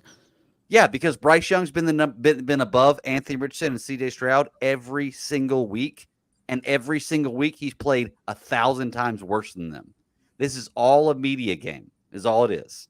It's bullshit. There is no way that CJ Stroud and Anthony Richardson are worse than Bryce Young right now at this moment.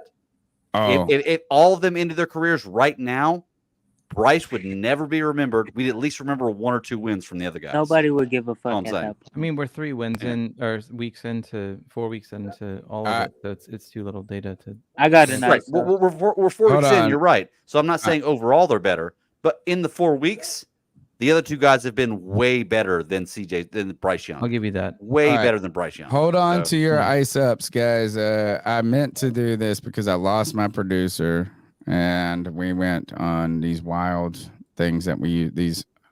I want to play this. This is the radio station I go on Fridays. Pirate Radio. You can check out Tony Dunn talking about the NFL and the Carolina Panthers every Friday at 4 p.m. PRL live on YouTube on the radio. This is my boy Chandler here. And boy, he was feeling it when it came to the Carolina Panthers. I mean, this is ridiculous. I was talking to a buddy last night. He said, well, let's keep losing because we can get a good pick. I said, hey, buddy, guess what? We ain't got no first-round picks. Nah. We ain't got no first-round picks. We have no first-round picks. This is bad. It's the first time that we've gone 0-4 to start the season since 2010. What happened that year? We won 2 games that year. We got the number 1 overall pick. Well, let's get it this year. We can't because we don't have a first-round pick. This is awful because this defense is way too good to be 0-4. This is such a good defense. And to start the season, to start this game off with a pick 6, and you still lose the game, and you put up 6 points offensively with 2 field goals, and one of them was a 56-yarder. You got to be kidding me. This is awful. And when you had Andy Dalton in last week, you can definitely see that there's a different playbook for him. Why is there not one for Bryce Young? This man is ready to eat. Let him eat.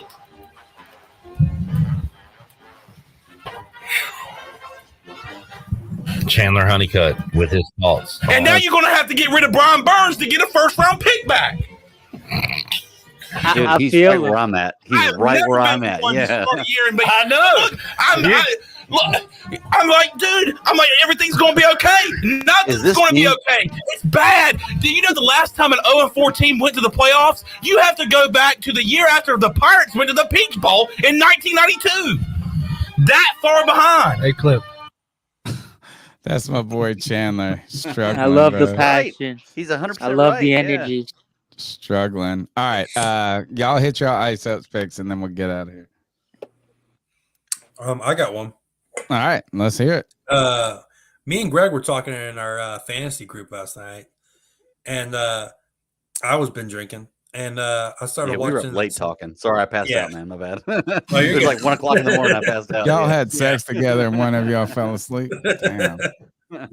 I was watching. If you're a kid in the '90s, I just started watching old '90s kid cartoons. So I was watching Gargoyles. I don't know if you remember that, Tony. No. Oh, it's fucking amazing shit. But I found out, I was looking through it, I started Googling it, like Wikipedia and about the show, trying to look at facts. And I found out they were in talks in 2018 or 19 to have Jordan Peele. He pitched to do a live action of that movie, and the studio turned them down.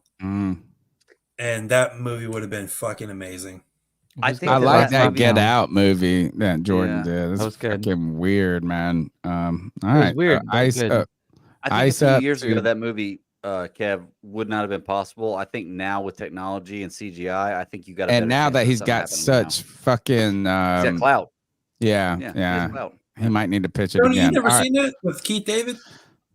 No, I feel like maybe I remember a cartoon where it was gargoyles, but I don't know. JJ, what you got? I got a special ice up for that bum named G Baby because he owed like several players hundreds, thousands of dollars. This is just gonna start drama. Always calling in, talking shit, Not making tonight. everybody's lives a little more stressful for no reason. And you know what? We all could have said G Baby and had our own reason. Enough said. You're probably right. Stats, you got to ice up? I do. Nice, It goes nice. in line with what you said about the production, and I'm going to go ahead and say I got to ice up Cody because I bet his back is hurting from carrying this podcast.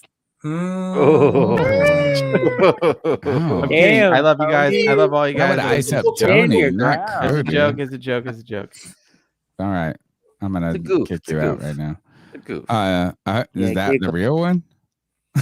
I thought about an actual one that I would actually Okay. say, and to be honest with you, I mean, check Frank this Reich out. is on my mind. Where I muted him. Yeah. I'm gonna That's what you hey, real get. quick. Shut Tony, the I'm hell gonna, up. I'm gonna double dip. So Cody does. Cody's great on this show. I love him to death. I love him to death, and he's wrong a lot. He's wrong a lot, but he Yeah. is my dude. He'll never admit it. We all I'll are. give you that one. Ever. Tony, I'm gonna ever. double dip real quick, and I'm gonna say that I'm gonna give a second ice up to G, baby. Fuck him. Pay me my money. Pay me my my money. God. Right now, he's a Dollar Tree fucking G, is what he is. Oh Stop being damn! a fucking Dollar Tree G. Damn. Your 4-inch arms. You I can't love L his baby. balls, hard. bro. His new Stop name doing is this. L baby from Stop now talking on. shit for real. L And as a matter of fact, until you pay me my money, I'll mute your fucking calls on the C3 Panther podcast. Pay me Craig, my I'll mute money. you. Or you ain't on That's this funny fucking as fuck. podcast. How All about right, that? C3 Panthers podcast brought to you by CarolinaCatChronicles.com. Every Tuesday night, we're here. Tomorrow night, Glover Quinn, former Detroit defensive back, going to help me preview the Panthers at Lions. And we got the Spaces, which are really taking off. Thank you guys for the next generation of Panther fans and C3 Thank you for having me. alum. Man, thank you guys for joining on this notice. And Friday, free for all. Sunday post game, and that's it. We're going to dip because it's fucking 3 hours and 50 minutes. I'm going to be That's it. on Solid.